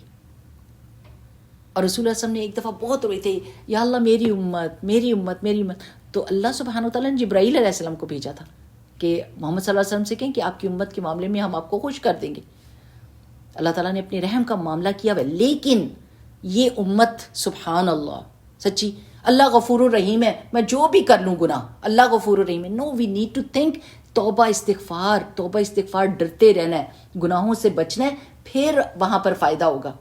اگر ایک زنا کرنے والا، ایک گناہ کرنے والا، ایک سود خور وہاں جا کے کھڑا ہوتا ہے اور دوسرا جس نے ساری زندگی ان سے بچنے کی کوشش کی اور بچا رہا، دونوں کو برابر رسول اللہ صلی اللہ علیہ وسلم اندر جنت میں کریں تو یہ فیئر ہوگا؟ آپ کہیں گے کہ تو پھر ہم بھی اچھا سے اپنی مرضیاں کر لیتے دنیا میں. تو یہ کہا کریں کہ اللہ تعالیٰ ہمیں بچا کر رکھ کہ ہم رسول اللہ صلی اللہ علیہ وسلم کو اس دن خوش کر دیں، ہمارے پیارے نبی صلی اللہ علیہ وسلم خوش ہوں ہمیں دیکھ کر. آج کا سپارہ رسول اللہ صلی اللہ علیہ وسلم پر ہے سارے کا سارا. تو اللہ فرماتے ہیں پھر سوچو اس وقت یہ کیا کریں گے جب ہر امت میں سے گواہ لائیں گے اور ان لوگوں کو تمہیں یعنی محمد صلی اللہ علیہ وسلم کو گواہ کی حیثیت سے کھڑا کریں گے. اس وقت وہ سب لوگ جنہوں نے رسول اللہ صلی اللہ علیہ وسلم کی بات نہ مانی ہوگی اور ان کی نافرمانی کرتے رہے، دیکھ لیں آپ تمنا کریں گے کہ کاش زمین پھٹ جائے اور وہ اس میں سما جائیں. ہاں وہاں یہ کوئی بات اللہ سے نہ چھپا سکیں گے. میری پیاری بہنا کہ گناہ جو ہے نا وہ کریڈٹ کارڈ کی طرح ہوتے ہیں، آپ یوز کرتے رہتے ہیں، آپ کرتے رہتے ہیں، لیکن بعد میں پے کرنا پڑے گا. نیکی ایسی چیز ہے جو آپ سٹرگل کرتے ہیں، اس کا وہ آپ کی سٹرگل ختم ہو جاتی ہے لیکن نیکی کا ثواب باقی رہ جاتا ہے. اور گناہ جو کرتا ہے وہ اس کا مزہ ختم ہو جاتا ہے. گناہ میں مزہ آتا ہے نا، لوگوں کو مزہ ختم ہو جاتا ہے لیکن اس کا عذاب باقی رہتا ہے. So it's a very dangerous thing. We need to protect ourselves, کیونکہ قیامت کے دن بڑی شرمندگی ہوگی کہ اتنے پیارے نبی صلی اللہ علیہ وسلم آئے، انہوں نے ہماری زندگی اتنی آسان کی اور پھر بھی ہم نے ان کی بات نہیں مانی تو زمین پھٹے اور اندر لوگ جائیں. لوگ یہ تمنا کریں گے. اللہ فرماتی ہے یا ایھا الذین آمنوا لا تقربوا الصلاۃ وانتم سکارى. اے لوگوں جو ایمان لائے ہو، جب تم نشے کی حالت میں ہو تو نماز کے قریب نہ جاؤ. نماز اس وقت پڑھنی چاہیے جب تم جانو کہ تم کیا کہہ رہے ہو. یہ وہ حکم ہے جب تدریجی حکم آ رہا تھا نا، جب ابھی شروعات کرتے، یہ پہلا حکم تھا کہ نماز کے پاس نہ جانا. اب کیا ہوا؟ نماز کے پاس نہیں جانا. اچھا میں ابھی پیوں گا تو اس کا اثر تو ظہر تک رہے گا. اچھا ابھی نہیں پیتا، اور اب نہیں پی سکتا کیونکہ اثر تو آئی. اب نہیں پی سکتا کیونکہ مغرب ابھی ہو جائے گی اگر میں شراب کی حالت میں ہوا. تو لوگوں کی عادت چھوٹ گئی. اللہ سبحانہ وتعالیٰ نے اتنی اور اس آیت کو ہٹایا نہیں، قرآن میں رکھا ہے تاکہ آپ کو تدریج کا پتہ چلے کہ اس طرح اگر آپ کسی کو ٹرین کرتے ہیں، ایسا بندہ جو بہت کسی چیز کا عادی ہو تو پھر آسان ہو جاتا ہے بدلنا. اور ویسے شدید نیند کا جب غلبہ ہو تو دیکھ لیں کہ آپ اگر وہ نہیں سمجھ رہے کہ آپ بول کیا رہے ہیں تو تھوڑی دیر کے لیے سو جائیں، لیٹ جائیں، اپنے دماغ کو صحیح کریں اور پھر نماز پڑھیں. پھر فرمایا اور اسی طرح جنابت کی حالت میں بھی نماز کے قریب نہ جاؤ جب تک کہ غسل نہ کر لو، الا یہ کہ راستے سے گزرتے ہو اور اگر کبھی ایسا ہو کہ بیمار ہو یا سفر میں ہو یا تم میں سے کوئی شخص رفع حاجت کے لیے آیا ہو یا تم نے عورتوں سے لمس کیا ہو، پھر پانی نہ ملے تو پاک مٹی سے کام لو اور اس سے اپنے چہروں اور ہاتھوں پر مسح کر لو. بے شک اللہ تعالیٰ نرمی کرنے والا اور بخشنے والا ہے. یعنی کیسے کرتے ہیں تیمم؟ یہ تیمم کی آیت ہے. حضرت عائشہ رضی اللہ تعالیٰ عنہ کا ہار گما تھا اور حضرت ابوبکر صدیق کو بہت غصہ چڑھا تھا. انہوں نے چوکے بھی لگائے تھے کہ تمہاری وجہ سے سارا قافلہ رکا ہوا ہے. اور حضرت عائشہ کہتی ہے اتنا مجھے درد ہوا نا ابو نے جب مجھے مارا چھٹکی کاٹی تو مجھے اتنا درد ہوا، لیکن میں چپ کر کے بیٹھی تھی کیونکہ رسول اللہ صلی اللہ علیہ وسلم کا سر میری گود میں تھا اور وہ سوئے ہوئے تھے. اور جب وہ اٹھے تو تیمم کی آیات انہوں نے سنائی تو سب نے اتنا شکریہ ادا کیا کہ ابو بکر کے گھر سے ہمیں بڑی خیر ملی ہے. اور تیمم کیسے کرتے ہیں؟ مٹی کے اوپر ہاتھ مار کے پھونک مار رہی ہے، پہلے بسم اللہ پڑھ کے اور یوں ہاتھ کر کے اور یہ چہرے، بس دیٹس اٹ. پورا وضو نہیں کرنا ہوتا، صرف یہ 2 کام کرنے ہوتے ہیں تیمم کے لیے. پھر اللہ تعالیٰ نے فرمایا تم نے ان لوگوں کو بھی دیکھا ہے جنہیں کتاب کا کچھ حصہ دیا گیا، وہ خود دلالت کے خریدار بنے ہوئے ہیں اور چاہتے ہیں کہ تم بھی راہ گم کر دو۔ اللہ تمہارے دشمنوں کو خوب جانتا ہے اور تمہاری حمایت اور مددگاری کے لیے اللہ ہی کافی ہے۔ جن لوگوں نے یہودیت کا طریقہ اختیار کیا ان میں کچھ لوگ ایسے بھی ہیں جو الفاظ کو ان کے محل سے پھیر دیتے ہیں اور دین حق کے خلاف تانہ زنی کرتے ہیں اور اپنی زبانوں کو توڑ موڑ کر کہتے ہیں سمعنا و عصینا واسمع غیر مسمع و رائنا۔ یہ ساری باتیں رسول اللہ صلی اللہ علیہ وسلم کی مجلس میں ہر بندے کو اجازت تھی کہ کوئی بھی آ کے بیٹھ سکتا تھا، لیکن یہودی ٹھٹھا کرنے کے لیے اور باتیں لینے کے لیے وہاں پر بیٹھتے تھے، اور جب پیچھے بیٹھتے تھے تو مذاق سے رائنا کہتے تھے، او ہمارے چرواہے، نعوذ باللہ، ذرا سا ای کو لمبا کر دیتے تھے، اور سمعنا اور اطانا کہنے کی بجائے کہتے تھے عصینا، لیکن ایسے منہ موڑتے تھے کہ لگے کہ اطانا کہنے کی کوشش کی ہے لیکن منہ سے یہ نکل گیا ہے، اور واسمع اسمع کہ ہماری بات سنو، غیر مسمعین کہ تم نہ سنوائے جاؤ، کہ تم بہرے ہو جاؤ، نعوذ باللہ۔ یعنی اس طرح کی باتیں کرتے تھے کہ اللہ نہیں دیکھ رہا، اللہ نہیں سن رہا، اور کیا رسول اللہ صلی اللہ علیہ وسلم نہیں سن رہے ہوں گے؟ مزے کی بات ہے کہ رسول اللہ صلی اللہ علیہ وسلم ان کو ایڈریس ہی نہیں کرتے تھے۔ Don't waste your time on those people who are not going to understand۔ کتنا پیارا طریقہ ہے یہ کہ آپ کو پتہ ہے کہ کوئی آپ کو تانا دے رہا ہے یا کوئی بری بات کر رہا ہے، آپ ٹوٹلی اگنور کر کے اپنا کام کریں، اس کو پتہ چل جائے گا کہ اس کی حیثیت کیا ہے۔ لیکن اگر آپ اس کے ساتھ ٹسل کریں گے، تم نے کہا میں نے سنا ہے، وہ کہے گا نہیں، آپ گھنٹہ لگا دیں گے اور وہ مانے گا بھی نہیں، اور ایسے ہی وقت ضائع ہوگا۔ پھر اللہ تعالیٰ فرماتے ہیں حالانکہ اگر وہ کہتے سمعنا واطعنا واسمع اور انظرنا تو یہ انہی کے لیے بہتر ہوتا اور زیادہ راست بازی کا طریقہ تھا، مگر ان پر تو باطل پرستی کی بدولت اللہ کی پھٹکار پڑی ہوئی تھی، اس لیے وہ کم ہی ایمان لاتے تھے۔ اچھا ایک بات یہ ہے کہ کچھ لوگ ہیں نا چالیں چلتے ہیں ہر وقت، پالیٹکس وجہ سے کیسے نا خاندانوں میں پالیٹکس چلتی ہیں، اس سے یہ کہہ دیتے ہیں، اس سے یہ کہہ دیتے ہیں، اس کا رشتہ اس سے کرا دیتے ہیں، ایون دو کہ اس کی ماں نہیں چاہتی، یہ کر دیتے ہیں وہ کرتے، ساری زندگی ان کی چالوں کے اوپر چل رہی ہوتی ہے۔ بندہ حیران ہوتا ہے کہ ان کا اور کوئی کام نہیں ہے، یعنی سیدھا کیوں نہیں سوچتے، ٹیڑھا کیوں سوچتے ہیں۔ سبحان اللہ، یہ آپ نے دل سے کہنا، اللہم اہد قلبی وسدد لسانی واسلل سقیمۃ قلبی، اللہ تعالیٰ میرے دل کو ہدایت دے دے، میری زبان کو سیدھا کر دے اور میرے سینے کی سختی کو دور کر دے، تاکہ ہر بات سیدھی نظر آئے، ٹیڑھی نظر آنے کی بجائے۔ اب یہ دیکھیں نا، یہ بھی تو چالیں ہی چلتے تھے نا، اور کوئی کام نہیں۔ اگر سیدھا سوچتے کہ یہ تو نبی وہی ہیں تو مان جاتے صلی اللہ علیہ وسلم کو۔ یا ایھا الذین اوتوا الکتاب آمنوا بما نزلنا مصدقا لما معکم من قبل ان نطمس وجوہا فنردها على ادبارها او نلعنهم كما لعنا اصحاب السبت وكان امر اللہ مفعولا۔ اے وہ لوگوں جنہیں کتاب دی گئی تھی، مان لو اس کتاب کو جو ہم نے اب نازل کی ہے اور جو اس کتاب کی تصدیق اور تائید کرتی ہے جو تمہارے پاس پہلے سے موجود تھی، اس پر ایمان لے آؤ قبل اس کے کہ ہم چہرے بگاڑ کر پیچھے پھیر دیں، یعنی ایسا منہ فلیٹ ہو کہ آگے پیچھے ایک جیسا ہو جائے، یا ان کو اسی طرح لعنت زدہ کر دیں جس طرح سبت والوں کے ساتھ کیا تھا۔ کیا ہوا تھا؟ ان کو بندر بنا دیا گیا تھا، ان کی شکلیں بگڑ گئی تھیں۔ اور یاد رکھو کہ اللہ کا حکم نافذ ہو کر رہتا ہے، اللہ بس شرک ہی کو معاف نہیں کرے گا، اس کے سوا دوسرے جس قدر گناہ ہیں جس کو چاہے گا معاف کر دے گا۔ اللہ کے ساتھ جس نے کسی اور کو شریک ٹھہرایا تو اس نے بہت ہی بڑا جھوٹ تصنیف کیا اور بہت سخت گناہ کی بات کی۔ اللہ شرک کو معاف نہیں کرے گا، کب نہیں معاف کرے گا؟ جب موت ہو گئی شرک پہ۔ اگر شرک بھی کسی نے کیا، کتنی بڑی بات ہے اللہ کے ساتھ کسی کو پارٹنر بنانا، وہ بھی اللہ معاف کر دیتا ہے، باقی تو سارے گناہ چھوٹے ہیں اس سے، تو اللہ سے کتنی بڑی امید رکھنی چاہیے، ٹھیک ہے نا؟ تو جو بندے شرک کرتے ہیں اور توبہ کر لیتے ہیں، اللہ ان کی توبہ قبول کر لیتا ہے۔ تم نے ان لوگوں کو بھی دیکھا جو اب بہت اپنی پاکیزگی نفس کا دم بھرتے ہیں، حالانکہ پاکیزگی تو اللہ ہی جسے چاہتا ہے عطا کرتا ہے۔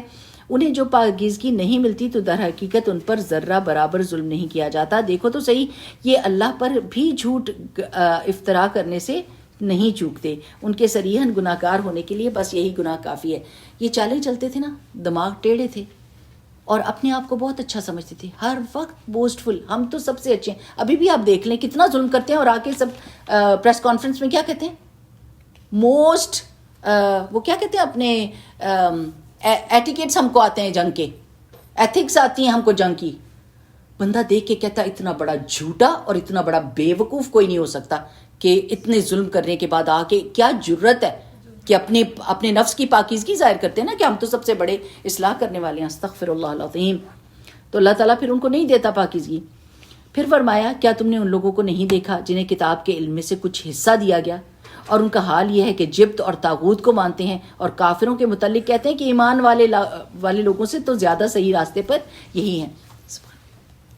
جبت اور طاغوت یعنی اپنی کتاب کو یہودیوں نے چھوڑا تو کس چیز کے پیچھے پڑ گئے؟ جبت کہتے ہیں وہم کو، خرافات کو، ٹونے ٹوٹکے، جنتر منتر، ہاروسکوپ، فالگیری، تعویذ وغیرہ. اور طاغوت ہر وہ باطل قوت ہوتی ہے جو اللہ تعالیٰ کے حکم سے نکالے، چاہے وہ کوئی نظام ہو، چاہے وہ بندہ ہو، کوئی بھی چیز وہ طاغوت کہلاتی ہے جو اللہ تعالیٰ کے حکم سے باہر نکالتی ہے، انسان کو سرکشی پر آمادہ کرتی ہے. تو انہوں نے اپنی کتاب چھوڑ کر ان چیزوں کے پیچھے لگے.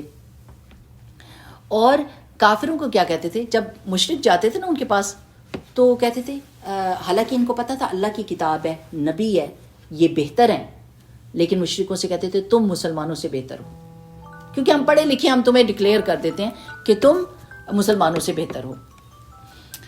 تو سبحان اللہ، اللہ سبحانہ وتعالیٰ نے اس پر ان کی پکڑ کی. ایسے ہی لوگ ہیں جن پر اللہ تعالیٰ نے لعنت کی ہے، اور جس پر اللہ لعنت کر دے تو پھر اس کا کوئی مددگار تم نہیں پاؤ گے. کیا حکومت میں ان کا کوئی حصہ ہے؟ اگر ایسا ہوتا تو یہ دوسروں کو ایک پھوٹی کوڑی تک نہ دیتے. سبحان اللہ، میں کہتی ہوں کہ یہ باتیں ہم قرآن میں پڑھتے تھے، میں پڑھتی تھی، پڑھاتی تھی، لیکن میں اپنی آنکھوں سے نہیں دیکھا تھا، اپنی آنکھوں سے نہیں دیکھ. پھوٹی کوڑی نہ دیتے اگر اللہ نے ان کو کوئی اختیار دیا ہوتا. انہوں نے تو اپنا دین بھی نہیں دیا لوگوں کو. کہتے ہیں کہ ہماری نسل جو ہے وہ ہماری نسل ہے، عورت نہ ہو یہودن تو وہ بچہ نہیں مانتے کہ یہودی ہے. وہ کہتے ہیں ماں یہودی ہوگی تو بچہ، ہم کہتے ہیں باپ ہو تو باپ کی سے نسل، وہ عورت کو امپورٹنٹ کرتے ہیں کہ عورت سے ہوئے گی. تو وہ تو اپنی نسل میں سے بھی نکل نہیں رہے کرے، اسی لیے ان کی سختی در سختی ان کی جینز میں ہی یہ آ گئی ہوگی. باہر شادیاں جو نہیں کرتے، اب تو ان کے بچوں نے کرنے شروع کر دی. اینی ویز، پھر اللہ تعالیٰ نے فرمایا پھر کیا یہ دوسروں سے اس لیے حسد کرتے ہیں کہ اللہ تعالیٰ نے انہیں اپنے فضل سے نواز دیا، یعنی مسلمانوں کو اللہ تعالیٰ نے وہ نبی بھیج دیا عربوں کے پاس. اگر یہ بات ہے تو انہیں معلوم ہونا چاہیے کہ ہم نے تو ابراہیم علیہ السلام کی اولاد کو کتاب اور حکمت عطا فرمائی اور ملک عظیم بخش دیا، مگر ان میں سے کوئی اس پر ایمان لایا اور کوئی اس سے منہ موڑ گیا، اور منہ موڑنے والوں کے لیے تو بس جہنم کی بھڑکتی ہوئی آگ ہی کافی ہے. جن لوگوں نے ہماری آیات کو ماننے سے انکار کر دیا ہے انہیں بالیقین ہم آگ میں جھونکیں گے. دیکھیں میری پیاری بہنوں، الجزاء من جنس العمل، جزا جو ملے گی نا وہ عمل کے مطابق ملے گی. انہوں نے دنیا میں اپنے آپ کو حسد کی آگ میں جلایا، they deserve to burn over there too, because اللہ تعالیٰ نے کہا تھا میرا فضل بہت بڑا ہے، یہ تو میں نے تمہارے پہ فضل کیا ہے کہ آخری نبی بھیجا، تم اس کو مانو. لیکن انہوں نے حسد کی تو اب یہ جلیں گے، ادھر بھی اور ادھر بھی جلے. تو اللہ تعالیٰ نے فرمایا کہ جب ان کے بدن کی کھال گل جائے گی تو اس کی جگہ دوسری کھال پیدا کر دیں گے تاکہ وہ خوب عذاب کا مزہ چکھیں. اچھا، اللہ تعالیٰ یہ سزائیں کیوں بتاتے ہیں؟ کھال جل جائے گی کیونکہ جب بہت زیادہ جل جاتی ہے نا، سینس چلی جاتی ہے، سینسٹیوٹی چلی جاتی ہے، آپ کو درد ہی نہیں فیل ہوتا، وہ چیز ہی چلی گئی. تو پھر دوبارہ سے ریکریٹ کر دی جائے گی ان کی سکن تاکہ وہ دوبارہ عذاب. یہ اس لیے ہے تاکہ لوگ بچ جائیں. اللہ تعالیٰ عذاب کی خبر اس لیے دیتا ہے تاکہ لوگ ڈر کے بچ جائیں. کچھ لوگ ہوتے ہیں نا محبت سے مان جاتے ہیں، کچھ لوگ ڈر سے مانتے ہیں، تو یہ ان لوگوں میں سے ہیں جن کو ڈراوا دیا جائے تبھی مانیں گے. اللہ تعالیٰ فرماتے ہیں اللہ بڑی قدرت رکھنے والا ہے اور اپنے فیصلوں کو عمل میں لانے کی خوب حکمت جانتا ہے. اور جن لوگوں نے ہماری آیات کو مان لیا اور نیک عمل کیے، الحمدللہ فائر ایگزٹ آ گیا. ان کو ہم ایسے باغوں میں داخل کریں گے جن کے نیچے نہریں بہتی ہوں گی، جہاں وہ ہمیشہ ہمیشہ رہیں گے، اور ان کو پاکیزہ بیویاں ملیں گی، یعنی اسپاؤس. زوج جو ہے نا عربی میں اسپاؤس کو کہتے ہیں، عورت کو شوہر اور شوہر کو بیوی ملے گی، اور انہیں ہم گھنی چھاؤں میں رکھیں گے. مسلمانوں، اللہ تمہیں حکم دیتا ہے کہ امانتیں اہل امانت کے سپرد کر دو، اور جب لوگوں کے درمیان فیصلہ کرو تو عدل کے ساتھ فیصلہ کرو. اللہ تم کو نہایت عمدہ نصیحت کرتا ہے، یقیناً اللہ سب کچھ سنتا اور جانتا ہے. دیٹ مینس کہ ذمہ دار بندے کو رسپانسبل بناؤ. اگر آپ کو پتہ ہے کہ بندہ اس ذمہ داری کو پورا نہیں کر سکتا، اس کو وہ عہدہ وہ درجہ نہ دو. اب آپ دیکھیں رشوت دے کر لوگ کرسی پہ بیٹھ جاتے ہیں، کام نہیں آتا، ان کو کام نہیں آتا، وہ اپنی ذمہ داریاں پوری نہیں کر سکتے، وہ گڑبڑ کرتے ہیں. ابھی تو ہم نے دین میں بھی ایسے لوگوں کو بٹھا دیا گدیوں پر جو صرف ناچ گانا کرنا جانتے ہیں، اور اب کہتے ہیں کہ وہ جی پیر صاحب آ رہے ہیں، اور پیر صاحب عورتوں کی طرح ڈانس کر رہے ہیں. استغفر اللہ العظیم. یعنی جسٹ امیجن کہ کتنا بندہ پاگل ہو سکتا ہے کہ ایسے بندے کو پیر بھی کہے. تو اللہ سبحانہ و تعالیٰ کیا فرما رہے ہیں کہ اہلیت رکھنے والوں کو ہی ان کی ذمہ داری دو. اور دوسری بات یہ کہ اگر امانت ہے آپ کے پاس تو امانت ادا کر دو. پھر فرمایا اے لوگوں جو ایمان لائے ہو، اطاعت کرو اللہ کی اور اطاعت کرو رسول صلی اللہ علیہ وسلم کی اور ان لوگوں کی جو تم میں سے صاحب امر ہوں. ان میں سے دو کی تو اطاعت انکنڈیشنل ہے. اللہ سبحانہ و تعالیٰ کی کوئی کنڈیشن نہیں لگائیں گے آپ اس کو مانیں گے، سمینا و اطعنا. رسول اللہ صلی اللہ علیہ وسلم کی کوئی کنڈیشن نہیں لگائیں گے، مانیں گے. لیکن اولو الامر کی شرط پر ہے، اگر وہ اللہ اور اللہ کے رسول کے حکم کے نیچے آئے گا تو ہی آپ اس کی بات مانیں گے، ورنہ نہیں. پھر اگر تمہارے درمیان کسی معاملے میں نزاع ہو جائے تو اسے اللہ اور رسول صلی اللہ علیہ وسلم کی طرف پھیر دو. اگر تم واقعی اللہ اور روز آخرت پر ایمان رکھتے ہو، یہی ایک صحیح طریقہ کار ہے اور انجام کے اعتبار سے بہتر ہے. میری پیاری بہنوں، سنت اختلافات کو ختم کرتی ہے. اس وقت کیا بتا رہے ہیں آپ کو، اگر آپ نے سنت کو فالو کیا لڑائی ہو جائے گی لوگوں کی. چاند کو دیکھا تو سارے لوگ بکھر جائیں گے. آپ کیلکولیشن کر لیں، آپ یہ کر لیں، آپ وہ کر لیں، چاند کو دیکھنا چھوڑ دو بس، ہے نا. ایسی بات ہے نا. حالانکہ چاند کیا ہے، اللہ تعالیٰ نے کیلنڈر لگایا ہوا ہے آپ کا اوپر. بادل آ جائیں تو 30 دن پورے کر دو پچھلے مہینے کے، اور نظر آ گیا تو الحمدللہ اگلا مہینہ شروع. اور دیکھیں گلوبل سائٹنگ اور دوسری سائٹنگ میں سائٹنگ ہے، کیلکولیشن میں نہیں ہے. جو کیلکولیٹڈ کیلنڈرز ہیں ان میں مون سائٹنگ نہیں ہے، وہ تو خود سے دیکھ لیتے ہیں کہ اوپر سارے اسپیس میں. لیکن اگر گلوبل سائٹنگ بھی ہے ان کے پاس بھی کوئی دلیل موجود ہے، اور اگر لوکل سائٹنگ ہے ان کے پاس بھی کوئی دلیل موجود ہے، لیکن دونوں چاند کو دیکھتے ہیں. ٹھیک ہے.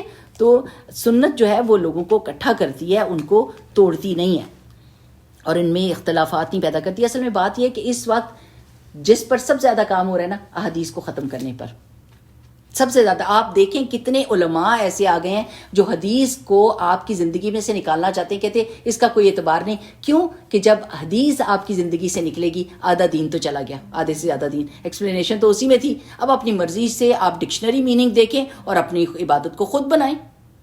ان کی اپنی مرضیاں چلیں گی، جیسے مرضی نماز پڑھ لو، لیٹے ہو، سوئے ہو، بیٹھے ہو، پڑھ لو. کیونکہ الصلاۃ کا مطلب تو دعا ہے، تو دعا کہیں پہ بھی کر لو، یہ مطلب لیں گے. ظاہر ڈکشنری میننگ تو یہی ہے. تو ہماری تو پریکٹیکل ڈکشنری کیا ہے؟ رسول اللہ صلی اللہ علیہ وسلم. ہم نے تو ان کو دیکھنا ہے. کبھی بھی جو بندہ حدیث کے خلاف بات کرے اس کو ادھر ہی ٹھپ کر دیں اور کبھی بھی نہ سنے، چاہے وہ کتنا ہی مہذب لگ رہا ہو آپ کو اور کتنا ہی امپریسو ہو. ٹھیک. اللہ سبحانہ و تعالیٰ فرماتے ہیں اے نبی صلی اللہ علیہ وسلم، تم نے دیکھا ان لوگوں کو جو دعویٰ کرتے ہیں کہ ہم ایمان لائے اس کتاب پر جو تمہاری طرف نازل کی گئی ہے اور ان کتابوں پر جو تم سے پہلے نازل کی گئی تھیں، مگر چاہتے یہ ہیں کہ اپنے معاملات کا فیصلہ کرانے کے لیے طاغوت کی طرف رجوع کریں، حالانکہ انہیں طاغوت سے کفر کرنے کا حکم دیا گیا تھا. شیطان انہیں بھٹکا کر راہ راست سے بہت دور لے جانا چاہتا ہے. اور جب ان سے کہا جاتا ہے کہ آؤ اس چیز کی طرف جو اللہ تعالیٰ نے نازل کی اور جو رسول اللہ اور آؤ رسول اللہ صلی اللہ علیہ وسلم کی طرف، تو ان منافقوں کو تم دیکھتے ہو کہ یہ تمہاری طرف آنے سے کتراتے ہیں. پھر اس وقت کیا ہوگا جب ان کی اپنے ہاتھوں کی لائی ہوئی مصیبت ان پر آ پڑتی ہے. اس وقت یہ تمہارے پاس قسمیں کھاتے ہوئے آتے ہیں اور کہتے ہیں اللہ کی قسم ہم تو صرف بھلائی چاہتے تھے اور ہماری نیت تو یہ تھی کہ فریقین میں کسی طرح موافقت ہو جائے. اللہ جانتا ہے جو کچھ ان کے دلوں میں ہے. ان سے تعرض مت کرو، انہیں سمجھاؤ، ایسی نصیحت کرو جو ان کے دلوں میں اتر جائے. یہ کیا واقعہ ہوا کہ ایک منافق تھا اور اس کی اور یہودی کی لڑائی ہو گئی. تو اس نے کہا کہ اس نے کہا تمہارے رسول اللہ صلی اللہ علیہ وسلم کے پاس نہیں جاتے. حالانکہ منافق یہی کہتے تھے نا لا الہ الا اللہ، تو جانا تو رسول اللہ صلی اللہ علیہ وسلم کے پاس چاہیے تھا. کہتے نہیں. اس نے کہا یہودی جو سردار ہے اس کے پاس چلے، جو کعب بن اشرف کے پاس. وہ یہودی کو پتا تھا کہ کعب بن اشرف کیسا بندہ ہے. اس نے کہا نہیں محمد صلی اللہ علیہ وسلم کے پاس جاتے ہیں. اب جو منافق تھا اس کو لگا کہ اگر رسول اللہ صلی اللہ علیہ وسلم کے پاس جائیں گے تو میرے خلاف ہو سکتا ہے کہ وہ میرے حق میں فیصلہ دے دیں. دل میں اس کے یہ تھا. گئے تو رسول اللہ صلی اللہ علیہ وسلم نے دیکھا اور یہودی کے حق میں فیصلہ دے دیا. یہودی حق پر تھا. اس نے کہا نہیں ایسا کرتے ہیں. باہر نکلا تو کہنے لگا عمر سے بھی پوچھ لیتے ہیں، عمر رضی اللہ تعالیٰ عنہ کے پاس چلو. تو اس وقت عمر رضی اللہ تعالیٰ عنہ فیصلے کرتے تھے، یعنی ان کو بھی رسول اللہ صلی اللہ علیہ وسلم نے اجازت دی تھی. تو یہ گئے اور جب وہ فیصلہ دینے لگے تو یہودی نے کہا آپ کو پتہ ہے ہم ابھی رسول اللہ صلی اللہ علیہ وسلم کے پاس سے آئے ہیں اور انہوں نے میرے حق میں فیصلہ. انہوں نے کہا اچھا. اور انہوں نے ایسی زبردست سزا دی اس منافق کو. سارے اس کے گھر والے روتے پیٹتے آگے کہ ہم نے تو یہ چاہا ہی نہیں تھا، ہم تو ویسے ہی ڈبل وہ کہتے ہیں نا سیکنڈ اوپینین لینا تھا. انہوں نے کہا اللہ کے رسول صلی اللہ علیہ وسلم کے اوپینین کے بعد کوئی سیکنڈ اوپینین نہیں ہوتا. ٹھیک ہے نا. تو یہ واقعہ اس بیک گراؤنڈ میں یہ بات کی جا رہی ہے. کہ رسول اللہ صلی اللہ علیہ وسلم کا جب حکم آ جائے تو پھر کوئی اور چیز نہیں دیکھی جاتی. انہیں بتاؤ ہم نے جو رسول بھی بھیجا ہے وہ اس لیے بھیجا ہے کہ اذن الہی کی بنا پر اس کی اطاعت کی جائے. He is not there that so that you can think اچھا اگر چاہیں گے تو ان کی بات مان لے اور چاہیں گے تو نہیں. رسول اللہ صلی اللہ علیہ وسلم جو کہیں گے ہم نے ان کی بات ماننی ہی ماننی ہے. اگر انہوں نے یہ طریقہ اختیار کیا ہوتا کہ جب یہ اپنے نفس پر ظلم کر بیٹھے تھے تو تمہارے پاس آ جاتے اور اللہ سے معافی مانگتے اور رسول صلی اللہ علیہ وسلم بھی ان کے لیے معافی کی درخواست کرتے تو یقیناً اللہ کو بخشنے والا اور رحم فرمانے والا پاتے. محمد رسول اللہ صلی اللہ علیہ وسلم اتنے نرم مزاج تھے کہ کوئی بڑے سے بڑا بھی ان کو تنگ کیا ہوتا نا. اب دیکھیں عبداللہ بن ابی جب مرا پوری زندگی اس نے رسول اللہ صلی اللہ علیہ وسلم کو تنگ کیا تھا ہر جگہ پہ. ایک دفعہ رسول اللہ صلی اللہ علیہ وسلم گئے اور وہ باتیں کر رہا تھا کسی سے تو رسول اللہ صلی اللہ علیہ وسلم اپنے خچر پر تھے اور ان کے پاس گئے اور ان کو سلام کیا اور اچھی باتیں بتائی تو کہنے لگا اپنے واز مسجدوں تک ہی رکھیں, آپ آئیں اور سارے کپڑے ہمارے گندے کرتی ہیں. اور رسول اللہ صلی اللہ علیہ وسلم کو اتنا دکھ ہوا اس بات سے, اس بات کو جیسے آپ تکلیف محسوس کرتے ہیں کہ کوئی آپ کو ایسے کہہ دے. رسول اللہ صلی اللہ علیہ وسلم کی تو شان کیا تھی, تو اس نے ساری زندگی تنگ کیا. لیکن جب مرا تو ان کے بیٹے مسلمان ہو گئے تھے. انہوں نے کہا آپ اپنا کرتا دے دیں کہ میں اپنے باپ کو پہنا دوں کہ ہو سکتا ہے کہ اس کے لیے آسانی ہو جائے. اور رسول اللہ صلی اللہ علیہ وسلم نے دے دیا. سبحان اللہ. جسٹ امیجن کہ کیا معافی کا ان کا حال تھا کہ رسول اللہ صلی اللہ علیہ وسلم اتنے نرم مزاج تھے. اللہ تعالیٰ فرماتے ہیں محمد صلی اللہ علیہ وسلم تمہارے رب کی قسم فلا وربک لا یؤمنون حتی یحکموک فیما شجر بینہم ثم لا یجدوا فی انفسہم حرجا مما قضیت ویسلموا تسلیما. یہ کبھی بھی مومن نہیں ہو سکتے. تمہارے رب کی قسم یہ کبھی بھی مومن نہیں ہو سکتے جب تک کہ اپنے باہمی اختلافات میں تم کو فیصلہ کرنے والا نہ مان لیں. پھر جو کچھ فیصلہ تم کرو اس پر اپنے دلوں میں کوئی تنگی محسوس نہ کریں بلکہ کیا کریں وَيُسَلِّمُوا تسلیما, اور اپنے آپ کو سر تسلیم خم کر دیں. اب آپ سب لوگ یہ دیکھیں رسول اللہ صلی اللہ علیہ وسلم نے فرمایا تھا کل امتی دخل الجنہ الا من ابا, میرے سارے امتی جنت میں داخل ہوں گے سوائے ان کے جنہوں نے انکار کر دیا. تو قیلا ومن یابا یا رسول اللہ صلی اللہ علیہ وسلم, یا رسول اللہ صلی اللہ علیہ وسلم یہ انکار کون کرے گا جنت میں جانے سے. تو رسول اللہ صلی اللہ علیہ وسلم نے فرمایا من اطاعنی دخل الجنہ ومن عصانی فقد ابا, جو میری اطاعت کرے گا وہ جنت میں جائے گا اور جس نے میری اطاعت سے انکار کیا گویا اس نے جنت میں جانے سے انکار کیا. وہ کہے گا چھوڑے رہنے دے میں جنت میں نہیں جاتا. کوئی کہتا ہے ایسے؟ کبھی بھی نہیں کہتا. تو ہمیشہ یہ یاد رکھا کریں کہ اختلاف کے خاتمے کا واحد حل رسول اللہ صلی اللہ علیہ وسلم کی بات ماننے میں ہی ہماری کیا کہتے ہیں خیر ہے. اور یہ سوچ لیں کہ جن جن باتوں پر آپ کو رسول اللہ صلی اللہ علیہ وسلم نے منع کیا کیا آپ اس سے منع ہو رہی ہیں؟ نیل پالش کا کتنا شوق ہے, کتنا شوق ہے. آپ دیکھیں کہ رسول اللہ صلی اللہ علیہ وسلم کی احادیث پلکنگ کے بارے میں, نیل پالش کے بارے میں, سر کو ڈھکنے کے بارے میں, باہر جاتے ہوئے پرفیوم تیز لگا کے جو عورتیں جاتی ہیں منع کیا گیا ہے. میک اپ نہ کر کے جاؤ, دوسرے آدمیوں کو اٹریکٹ نہ کرو. میری پیاری بہنوں آپ رسول اللہ صلی اللہ علیہ وسلم کی باتیں سنتی ہیں نہیں, آپ کے حق میں, آپ کے حق میں. جیسے کوئی آدمی آپ دیکھتی ہیں نا کسی کو, کسی عورت کو دیکھتی ہیں تو آپ کے دیکھنے کا سٹائل کیا ہے؟ آپ اس کے کنگن دیکھتی ہیں, آپ اس کے کانٹے دیکھتی ہیں, آپ اس کی چوڑیاں دیکھتی ہیں, ساری چیزیں دیکھ. آپ کی سوچ اور آدمی دیکھتا ہے تو آنکھیں اور ہونٹ اور اس کے کیا خد و خال ہے, اس کی سوچ فرق ہے, اس کا دیکھنے کا انداز فرق ہے. جب رسول اللہ صلی اللہ علیہ وسلم نے آپ کو روکا کہ ایسے کپڑے نہ پہنو جو ٹائٹ ہیں, ایسے کپڑے, ایسے میک اپ نہ کرو, ایسی حالت نہ بناؤ کہ دوسرے آدمی اپنا ہسبینڈ انسیکیور ہو جائے اور دوسرے مزے لیں,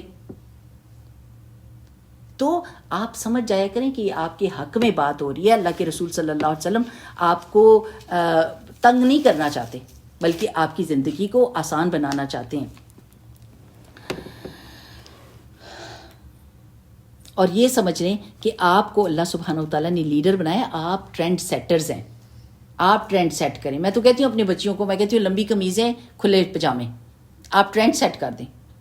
ایک دفعہ لوگ کہیں گے کہ او یہ کیا ہے, او نو دی لوز کلودنگ, کل وہ پہن کر آ جائیں گے. لیکن جب آپ نے تنگ تنگ چیزیں پہنی ہیں تو پھر آپ تو ان کو فالو کر رہے ہیں نا. کسی نے پھٹی جینس پہنی تھی, ہاں جی, نہیں جی, پتہ ہے کہ رسول اللہ صلی اللہ علیہ وسلم نے پھٹی ہوئی چیزوں سے منع کیا ہے. رسول اللہ صلی اللہ علیہ وسلم پیچز لگاتے تھے. ہر فیشن کہاں سے آتا ہے یو ڈونٹ ایون انڈرسٹینڈ, کہ آپ سے پیسے بھی پورے بلکہ اس سے بہت زیادہ لیتے ہیں اور آپ کو پھٹی ہوئی چیزیں دیتے ہیں. لائے میں پھاڑ کے دیتی ہوں آپ کو. اعوذ باللہ من الشیطان الرجیم, بسم اللہ الرحمن الرحیم. وہ اللہ کے رسول صلی اللہ علیہ وسلم کی بات میں کوئی تنگی نہ محسوس کریں. یہ آپ کے ایمان کی علامت ہے کہ آپ کے دل کے اندر کوئی کسک بھی نہ ہو کہ ہائے مجھے کیوں منع کیا, ہائے مجھے کس بات سے کیوں روکا. ایمان کمپلیٹ نہیں ہوگا. اگر کسک بھی ہوئی دل کے اندر تو ایمان کمپلیٹ نہیں ہے. آپ دل کو بھی اللہ کے رسول صلی اللہ علیہ وسلم کے لیے کھلا کر دیں اور ان کی بات مان جائیں. اگر رسول اللہ سبحانہ تعالیٰ فرماتے ہیں اگر ہم نے انہیں حکم دے دیا ہوتا کہ اپنے آپ کو ہلاک کر دو یا اپنے گھروں سے نکل جاؤ تو ان میں سے کم ہی لوگ اس پر عمل کرتے. اس کا مطلب یہ ہے کہ جیسے پچھلی امتوں کو کیا کہا گیا تھا, مارو ایک دوسرے کو, جب انہوں نے بچڑے کی عبادت کی تھی مارو ایک دوسرے کو, اپنے ہی رشتہ داروں کو. اور یا پھر کیا کہا تھا کہ ادھر سے نکلو, یعنی بہت ساری ان کے اوپر پابندیاں آ گئی تھیں نا. اللہ کہہ رہے ہیں کہ اگر محمد رسول اللہ صلی اللہ علیہ وسلم کی نافرمانی پر تمہیں یہ کہا جاتا کہ تم ایک دوسرے کو مارو تو پھر تو تم بڑی مشکل میں پڑ جاتے. ان کے لیے اللہ تعالیٰ نے یہ کیا تھا تم شکر کرو کہ تمہارے اوپر یہ زبردستیاں نہیں کی, تو خود سے ہی مان جاؤ رسول اللہ صلی اللہ علیہ وسلم کی بات. اللہ تعالیٰ فرماتے ہیں حالانکہ جو نصیحت انہیں کی جاتی ہے اگر یہ اس پر عمل کرتے تو ان کے لیے زیادہ بہتری اور زیادہ ثابت قدمی کا موجب ہوتا, اور جب یہ ایسا کرتے تو ہم انہیں اپنی طرف سے بہت بڑا اجر دیتے اور انہیں سیدھا راستہ دکھا دیتے. وَمَن يُطِعِ اللَّهَ وَالرَّسُولَ فَأُولَٰئِكَ مَعَ الَّذِينَ أَنْعَمَ اللَّهُ عَلَيْهِم مِّنَ النَّبِيِّينَ وَالصِّدِّيقِينَ وَالشُّهَدَاءِ وَالصَّالِحِينَ وَحَسُنَ أُولَٰئِكَ رَفِيقًا. یہ آپ کی دعا کا نتیجہ ہے, یہ دعا کا جواب ہے جو آپ نے کہا نا اهْدِنَا الصِّرَاطَ الْمُسْتَقِيمَ سورہ فاتحہ میں, اس کا جواب یہ ہے کہ جو لوگ اللہ اور رسول صلی اللہ علیہ وسلم کی اطاعت کریں گے وہ ان لوگوں کے ساتھ ہوں گے جن پر اللہ تعالیٰ نے انعام فرمایا, یعنی انبیاء اور صدیقین اور شہداء اور صالحین. اور کیسے اچھے ہیں یہ رفیق جو کسی کو میسر آئیں, یہ ایلیٹ ہیں. اگر آپ نے you want to become one of those elite, you need to obey Allah subhanahu wa ta'ala and his messenger صلی اللہ علیہ وسلم. یہ حقیقی فضل ہے جو اللہ تعالیٰ کی طرف سے ملتا ہے اور حقیقت جاننے کے لیے بس اللہ ہی کافی ہے. اب دیکھیے کہ ایک دفعہ کسی بندے نے کہا نا رسول اللہ صلی اللہ علیہ وسلم سے, یا رسول اللہ صلی اللہ علیہ وسلم قیامت کب آئے گی؟ تو رسول اللہ صلی اللہ علیہ وسلم نے فرمایا تم نے کیا اس کے لیے پریپیئر کر لیا, یعنی اتنے جذباتی کس لیے ہو کہ کیا پریپیئر کر. ایک دم وہ ایسے ہو گیا اور کہنے لگا میرے پاس تو کچھ بھی نہیں ہے ایکسٹرا سوائے اس کے کہ میں اللہ اور اللہ کے رسول صلی اللہ علیہ وسلم سے شدید محبت کرتا ہوں. تو رسول اللہ صلی اللہ علیہ وسلم نے فرمایا المرء مع من احب, بندہ اسی کے ساتھ ہوگا جس سے وہ محبت کرتا ہے. تو کہتے ہیں صحابہ اس دن سے زیادہ خوشی کا کوئی دن تھا ہمارے لیے کہ ہم کہتے تھے ہمیں تو اللہ کے رسول صلی اللہ علیہ وسلم سے اور اللہ سے پیارا کوئی ہے نہیں, تو ہم ان کے ساتھ ہوں گے. لو جی تکبیر اللہ اکبر. تو ہم بھی یہ کہہ دیں انشاءاللہ باذن اللہ اللہ تعالیٰ ہم کو بھی ان لوگوں میں سے کرے. انبیاء میں سے تو نہیں نہ ہو سکتے لیکن صدیقین شہداء اور صالحین میں سے تو ہو سکتے ہیں نا.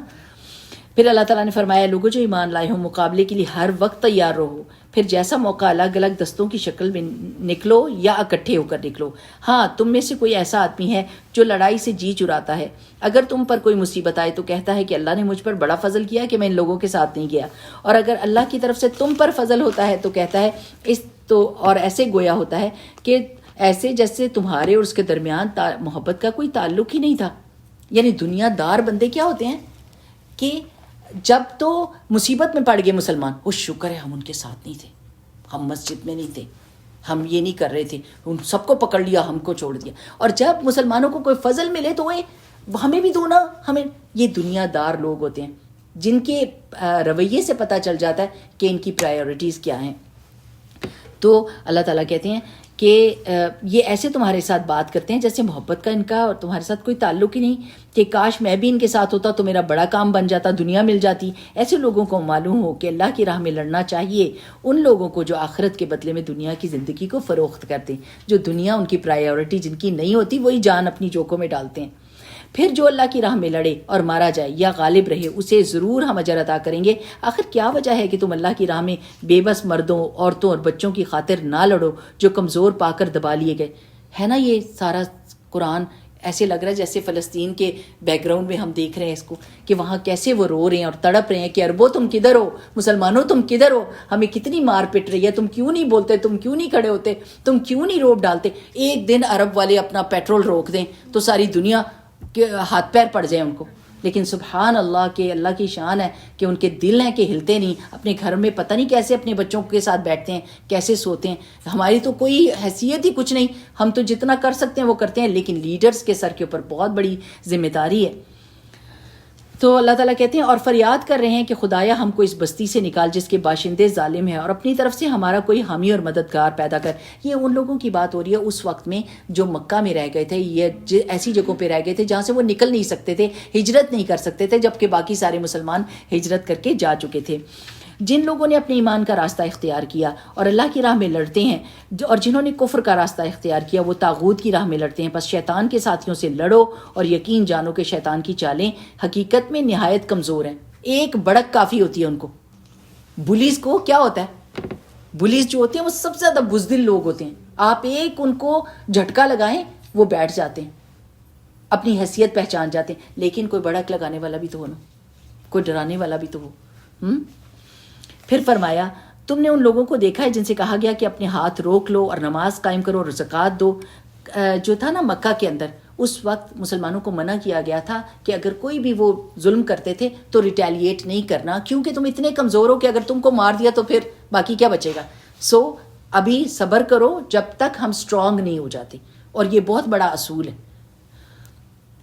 تو تم نے ان لوگوں کو بھی دیکھا ہے جن سے کہا گیا کہ اپنے ہاتھ روک لو، نماز قائم کرو اور زکوٰۃ دو، اور اب جو انہیں لڑائی کا حکم دیا گیا ہے تو ان میں سے ایک فریق کا حال یہ ہے کہ لوگوں سے ایسا ڈر رہا ہے جیسے اللہ تعالیٰ سے ڈرنا چاہیے، اور یا جو کچھ یا کچھ اس سے بھی بڑھ کر، سبحان اللہ، اللہ سبحانہ و تعالیٰ کے ساتھ نا کسی کو ند نہیں بنانا چاہیے۔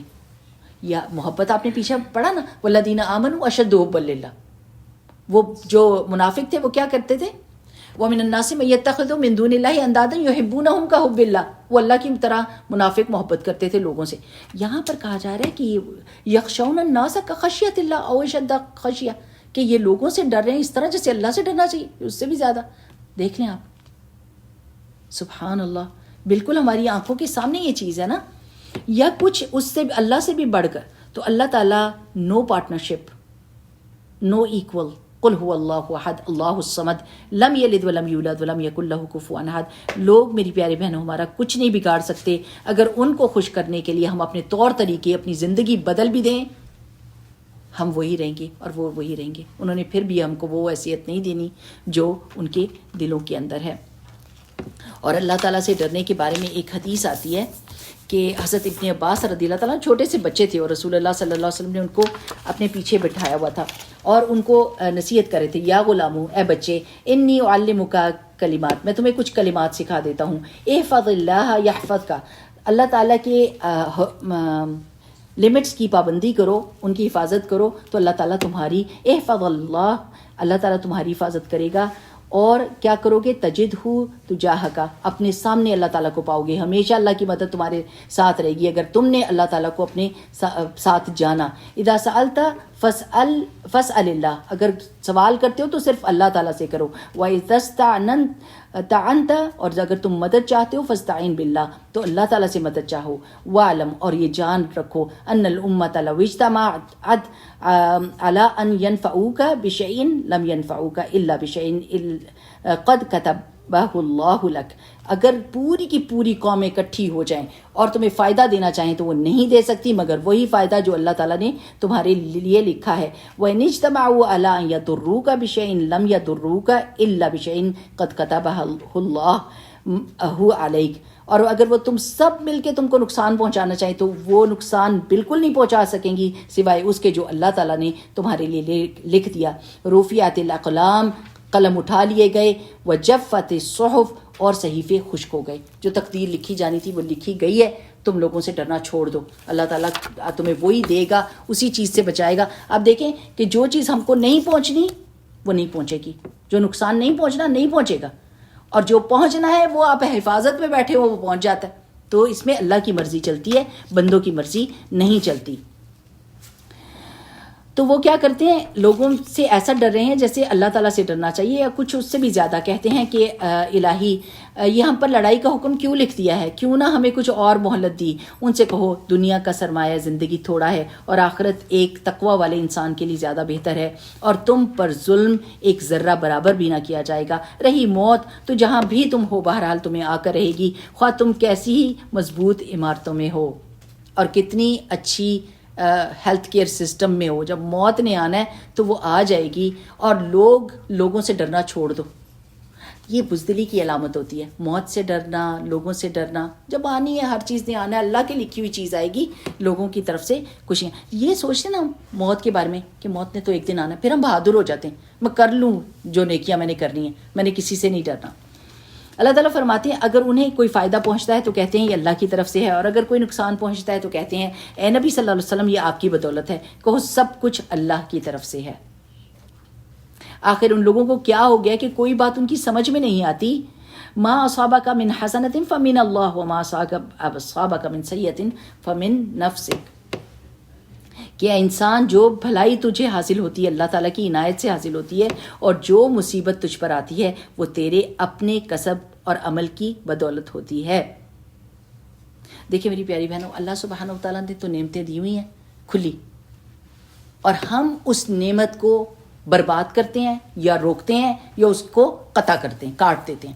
جیسے آپ کو اللہ تعالیٰ نے پیٹ بالکل صحیح دیا ہے، ٹھیک ہے نا، آپ ہیلدی کھانا کھائیں، آپ تھوڑا کھائیں، وہ ہضم کرتا ہے، اس کو پتہ ہے کیسے ہضم کرنا ہے. اب آپ نے جنک فوڈ کھایا، غلط چیزیں کھائیں، اور ملا کے جیسے نا گائے کا گوشت، چکن، بکرے کا گوشت، سب کچھ وہ کہتے ہیں پلیٹر آپ کو دیتے ہیں، اور آپ طرح طرح کا ان کا اثر فرق ہوتا ہے، آپ کا پیٹ گڑبڑ ہو جاتا ہے. تو وہ کس نے اس کو خرابی کی؟ آپ نے خود کی نا. بالکل زندگی میں بھی ایسا ہوتا ہے. اللہ کی نعمتیں آپ کے لیے کھلی ہوئی ہیں، لیکن جو نعمت آپ کے ہاتھ سے جاتی ہے وہ اللہ سبحانہ تعالیٰ بتاتے ہیں کہ اپنے ہاتھ کی وجہ سے گئی ہے، اپنے عمل کی وجہ سے گئی ہے. پھر فرمایا محمد صلی اللہ علیہ وسلم ہم نے تم کو ان لوگوں کے لیے رسول بنا کر بھیجا اور اس پر خدا کی گواہی کافی ہے. ہم نے لوگوں کی طرف تم کو رسول بنا کر بھیجا اور اس پر اللہ کی گواہی کافی ہے. جس نے رسول صلی اللہ علیہ وسلم کی اطاعت کی، من یطع الرسول فقد اطاع اللہ. یہ اس کو انڈر لائن کر لینا کہ جس نے رسول صلی اللہ علیہ وسلم کی اطاعت کی اس نے دراصل اللہ تعالیٰ کی اطاعت کی، اور جو منہ موڑ گیا تو بہرحال ہم نے تمہیں لوگوں پر پاسبان تو بنا کر نہیں بھیجا. کہ اگر آپ رسول اللہ صلی اللہ علیہ وسلم کی اطاعت کر رہے ہیں نا تو ایسے ہی ہے جیسے، کیونکہ اللہ تعالیٰ نے اپنے حکم کس کے ذریعے سے بھیجے؟ رسول اللہ صلی اللہ علیہ وسلم کے ذریعے سے بھیجے نا. وہ منہ پر کہتے ہیں کہ ہم مطیع فرما بردار ہیں، مگر جب تمہارے پاس سے نکلتے ہیں تو ان میں سے ایک گروہ راتوں کو جمع ہو کر تمہارے باتوں کے خلاف مشورے کرتا ہے. اللہ ان کی ساری سرگوشیاں لکھ رہا ہے. تم ان کی پرواہ نہ کرو اور اللہ پر بھروسہ کرو، وہی بھروسے کے لیے کافی ہے. کیا یہ لوگ قرآن پر غور نہیں کرتے؟ افلا یتدبرون القرآن. کیا یہ ٹائم ہی نہیں ہے غور کیسے کریں؟ ہم کپڑوں پہ غور کریں، لیس پر غور کریں، بٹنوں پہ غور کریں، میچنگ جوتوں پہ غور کریں، ہیئر سٹائل پہ غور کریں. ہماری غور کرنے کی بڑی چیزیں، ہم تو تھک گئے ہیں غور کر کے ان چیزوں پر. قرآن کے اوپر غور و فکر تو ہمارے پاس ٹائم ہی نہیں. تو اصل میں زندگی بنتی تب انسان کو یقین کریں کہ ساری مشکلوں اور مصیبتوں کی جڑ ہے انسان غلط راستے پر چل رہا ہو. جیسے ہی قرآن کے راستے پر آتا ہے سب مصیبتیں ایسے لگتا ہے جیسے راستہ فلیٹ ہو گیا، بالکل سیدھا نظر آنے لگ جاتا ہے، آسانیاں ہو جاتی ہیں، سکون مل جاتا ہے، اطمینان مل جاتا ہے. لیکن جب تک ٹیڑھے راستوں پر چلتے ہیں تو کھڈے تو ملتے ہی رہتے ہیں نا انسان کو. تو قرآن پر تدبر جو ہے نا وہ عبادت ہے. قرآن پر غور و فکر کرنا عبادت ہے، اور وہ ہو سکتا ہے آپ کی کتنی زیادہ سالوں کی عبادت پہ بھاری پڑ جائے جو آپ ایک بات پر غور کر کے اللہ تعالیٰ کی حقیقت جان جائیں. کیا یہ لوگ قرآن پر غور نہیں کرتے؟ اگر یہ اللہ کے سوا کسی اور کی طرف سے ہوتا تو اس میں بہت سے اختلاف پائے جاتے. 23 سال میں نازل ہوا ہے قرآن، اور بالکل اس کے مضمون نہیں بدلے، اس کا طریقہ نہیں بدلا. جو حکم دیا گیا اس کو قائم رکھا گیا، جو طریقہ سکھایا گیا، عقیدہ جو تھا وہ قائم رہا. ہم تو کل کی بات بھول جاتے ہیں. 23 سال میں آپ سوچیں نا، اللہ تعالیٰ کی بات تھی تو قائم رہنے والی ہوئی تھی نا.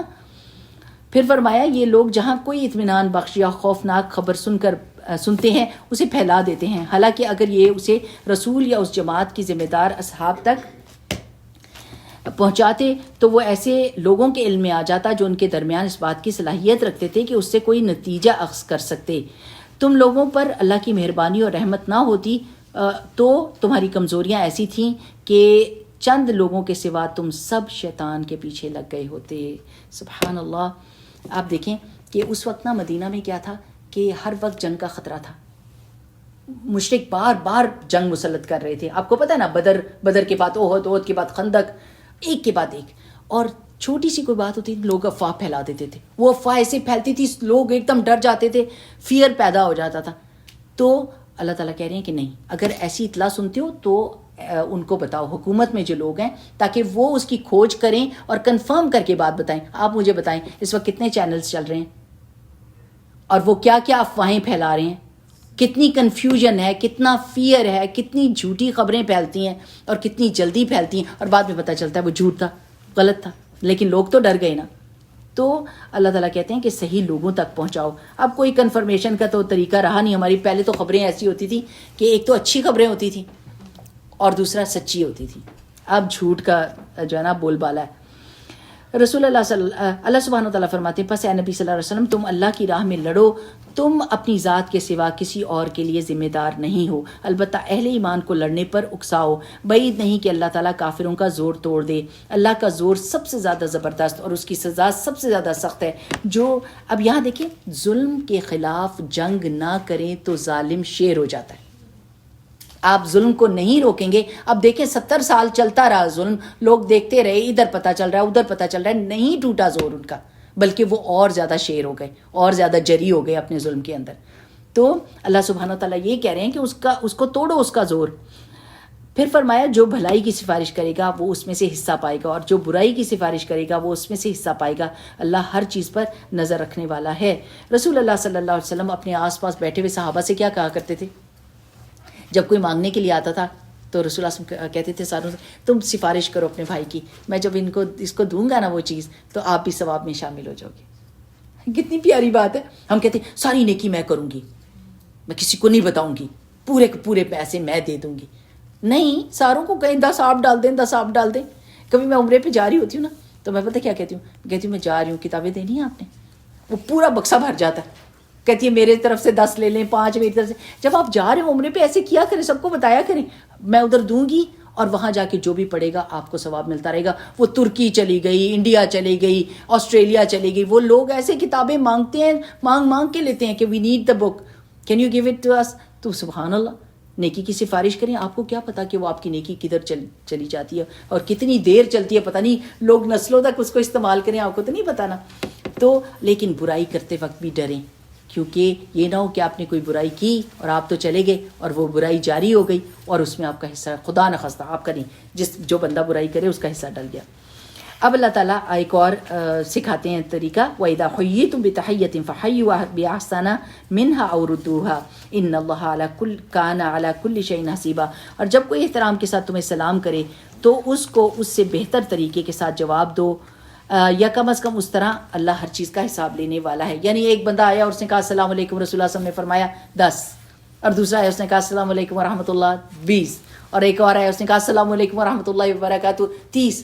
مفت کی نیکیاں ہیں، مفت کی نیکیاں۔ رسول اللہ صلی اللہ علیہ وسلم نے فرمایا تھا افشوا السلام بینکم، میری پیاری بہنوں، ہائے بائے ہیلو میں کوئی اجر اور ثواب نہیں ہے اور وہ لگتا بھی کوئی اچھا نہیں ہے، لیکن السلام علیکم ایک دعا ہے، جب آپ دعا دیتے ہیں فرشتے واپس پلٹا کر آپ کو دعا دیتے ہیں، تو آپ دعا دیا کریں۔ کیوں؟ اس دعا دینے پر بھی اجر ہے اور دعا بھی آپ کو لگتی ہے، اس عمل پر بھی اجر ہے اور پھر آپ کو دعا بھی اپنے بھائی کی لگ جاتی ہے۔ میں تو نان مسلمس کو بھی السلام علیکم کہتی ہوں، پھر ان کو میں بتاتی ہوں کہ یہ دعا ہے، تو وہ بڑے خوش ہوتے ہیں کہ وہ بھی آگے سے ہمیشہ مجھے۔ چلے اللہ سبحانہ تعالیٰ کرے کہ اللہ ان کو بھی ہدایت دے دے۔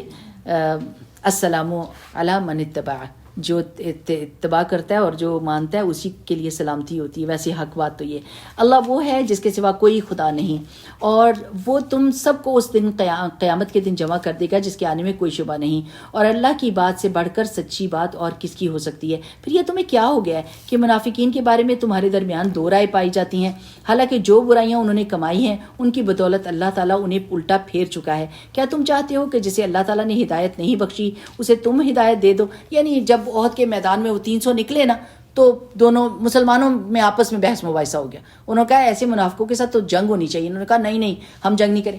اللہ تعالیٰ نے کہا منافق کو منافق ہی سمجھو، ان کے لیے کوئی سافٹ کارنر رکھنے کی ضرورت نہیں، یہ عقیدے کے منافق تھے جن کو رسول اللہ صلی اللہ علیہ وسلم سے کوئی لینا دینا نہیں تھا، تو ان کے بارے میں اللہ تعالیٰ کہہ رہے ہیں کہ تم ان کو ہدایت دینا چاہتے ہو جن کو اللہ تعالیٰ نے ہدایت نہیں دی، حالانکہ جس کو اللہ تعالیٰ نے راستے سے بھٹکا دیا اس کے لیے تم کوئی رستہ نہیں پا سکتے۔ وہ تو یہ چاہتے ہیں کہ جس طرح وہ خود کافر ہیں اسی طرح تم بھی کافر ہو جاؤ تاکہ تم اور وہ سب یکساں ہو جائیں۔ یعنی یہ ایک منافق کی بات ہوتی ہے کہ اگر وہ خود اللہ کی بات نہیں مان رہا تو آپ کو بھی کہے گا آپ کو کرنے کی کیا ضرورت ہے، سوچیں یہی کام کریں، دیکھیں ہم کتنے سکون میں ہو گئے، حالانکہ ہوتا نہیں۔ اللہ کی نافرمانی کر کے ہوتا نہیں، لیکن آپ کی بھی ٹانگ کھینچے گا کہ آپ بھی اسی so that we are all in the same boat. تو اللہ تعالیٰ فرماتے ہیں لہٰذا ان میں سے کسی کو اپنا دوست نہ بناؤ جب تک کہ وہ اللہ کی راہ میں ہجرت کر کے نہ آ جائیں. قربانی دے کر شو کریں کہ really they are Muslims, then we are going to trust them. اور پھر اگر وہ ہجرت سے باز رہیں تو جہاں پاؤ انہیں پکڑو اور قتل کرو. اب یہ والی جو آیت ہے نا، اس کو لے کے جو مستشرقین ہیں وہ کہتے ہیں وہ مسلمانوں کو یہ کہا گیا ہے جہاں بھی پاؤ پکڑو مارو. نو، ہر آیت کا کانٹیکسٹ دیکھیں. یہاں پر کیا کہا گیا ہے؟ اگر جنگ میں وہ تمہارے سامنے ہتھیار لے کر آئے ہیں تو جہاں پر بھی وہ ہیں ان کو مارو. یہ تو سمجھنا پڑے گا، اس کے علاوہ کوئی چارہ نہیں. جب تک ہم نے قرآن نہ پڑھا تو ہم کو سمجھ کیسے آئے گی؟ تو اللہ تعالیٰ فرماتے ہیں کہ جہاں پاؤ ان کو پکڑو اور قتل کرو، اور ان میں سے کسی کو اپنا دوست اور مددگار نہ بناؤ. البتہ وہ منافق اس سے مستثنا ہے جو کسی ایسی قوم سے جا ملیں جس کے ساتھ تمہارا معاہدہ ہے. یعنی اگر وہ تم پر ہاتھ نہیں اٹھا رہے تو تم بھی ہاتھ نہ اٹھاؤ، اور وہ ایسی قوم کے ساتھ چلے گئے جہاں معاہدہ ہے، جن سے تمہاری جنگ نہیں تو نہ کرو. اس طرح وہ منافق بھی مستثنا ہیں جو تمہارے پاس آتے ہیں اور لڑائی سے دل برداشتہ ہیں، نہ تم سے لڑنا چاہتے ہیں نہ اپنی قوم سے. اللہ چاہتا تو ان کو تم پر مسلط کر دیتا اور وہ بھی تم سے لڑتے. اگر وہ منت کریں کہ ہم لڑائی میں شریک نہیں ہونا چاہتے تو چھوڑ دو. لہٰذا اگر وہ تم سے کنارہ کشت ہو جائیں اور لڑنے سے باز رہیں اور تمہاری طرف صلح و آشتی کا ہاتھ بڑھائیں تو اللہ نے تمہارے لیے ان پر دسترازی کی کوئی سبیل نہیں رکھی. ایک اور قسم کے منافق تمہیں ایسے ملیں گے جو چاہتے ہیں کہ تم سے بھی امن میں رہیں. اب یہ چلاکیاں کرتے ہیں اور کیا کہتے ہیں، اور اپنی قوم سے بھی، مگر جب کبھی فتنے کا موقع پائیں گے اس میں کود پڑیں گے. ایسے لوگ اگر تمہارے مقابلے سے باز نہ رہیں اور صلح سلامتی تمہارے آگے پیش نہ کریں اور اپنے ہاتھ تم سے نہ روکیں تو جہاں وہ ملیں جنگ میں انہیں پکڑو اور مارو، اور ان پر ہاتھ اٹھانے کے لیے ہم نے تمہیں کھلی حجت دے دی ہے. یعنی ایسا نہیں ہو سکتا کہ وہ کہیں ہم آپ سے جنگ نہیں کرنا چاہتے، لیکن آپ دیکھیں کہ جنگ میں وہ آپ کے سامنے کھڑے ہیں. اب جب آئیں گے تو پھر ان کو مار پٹے گی.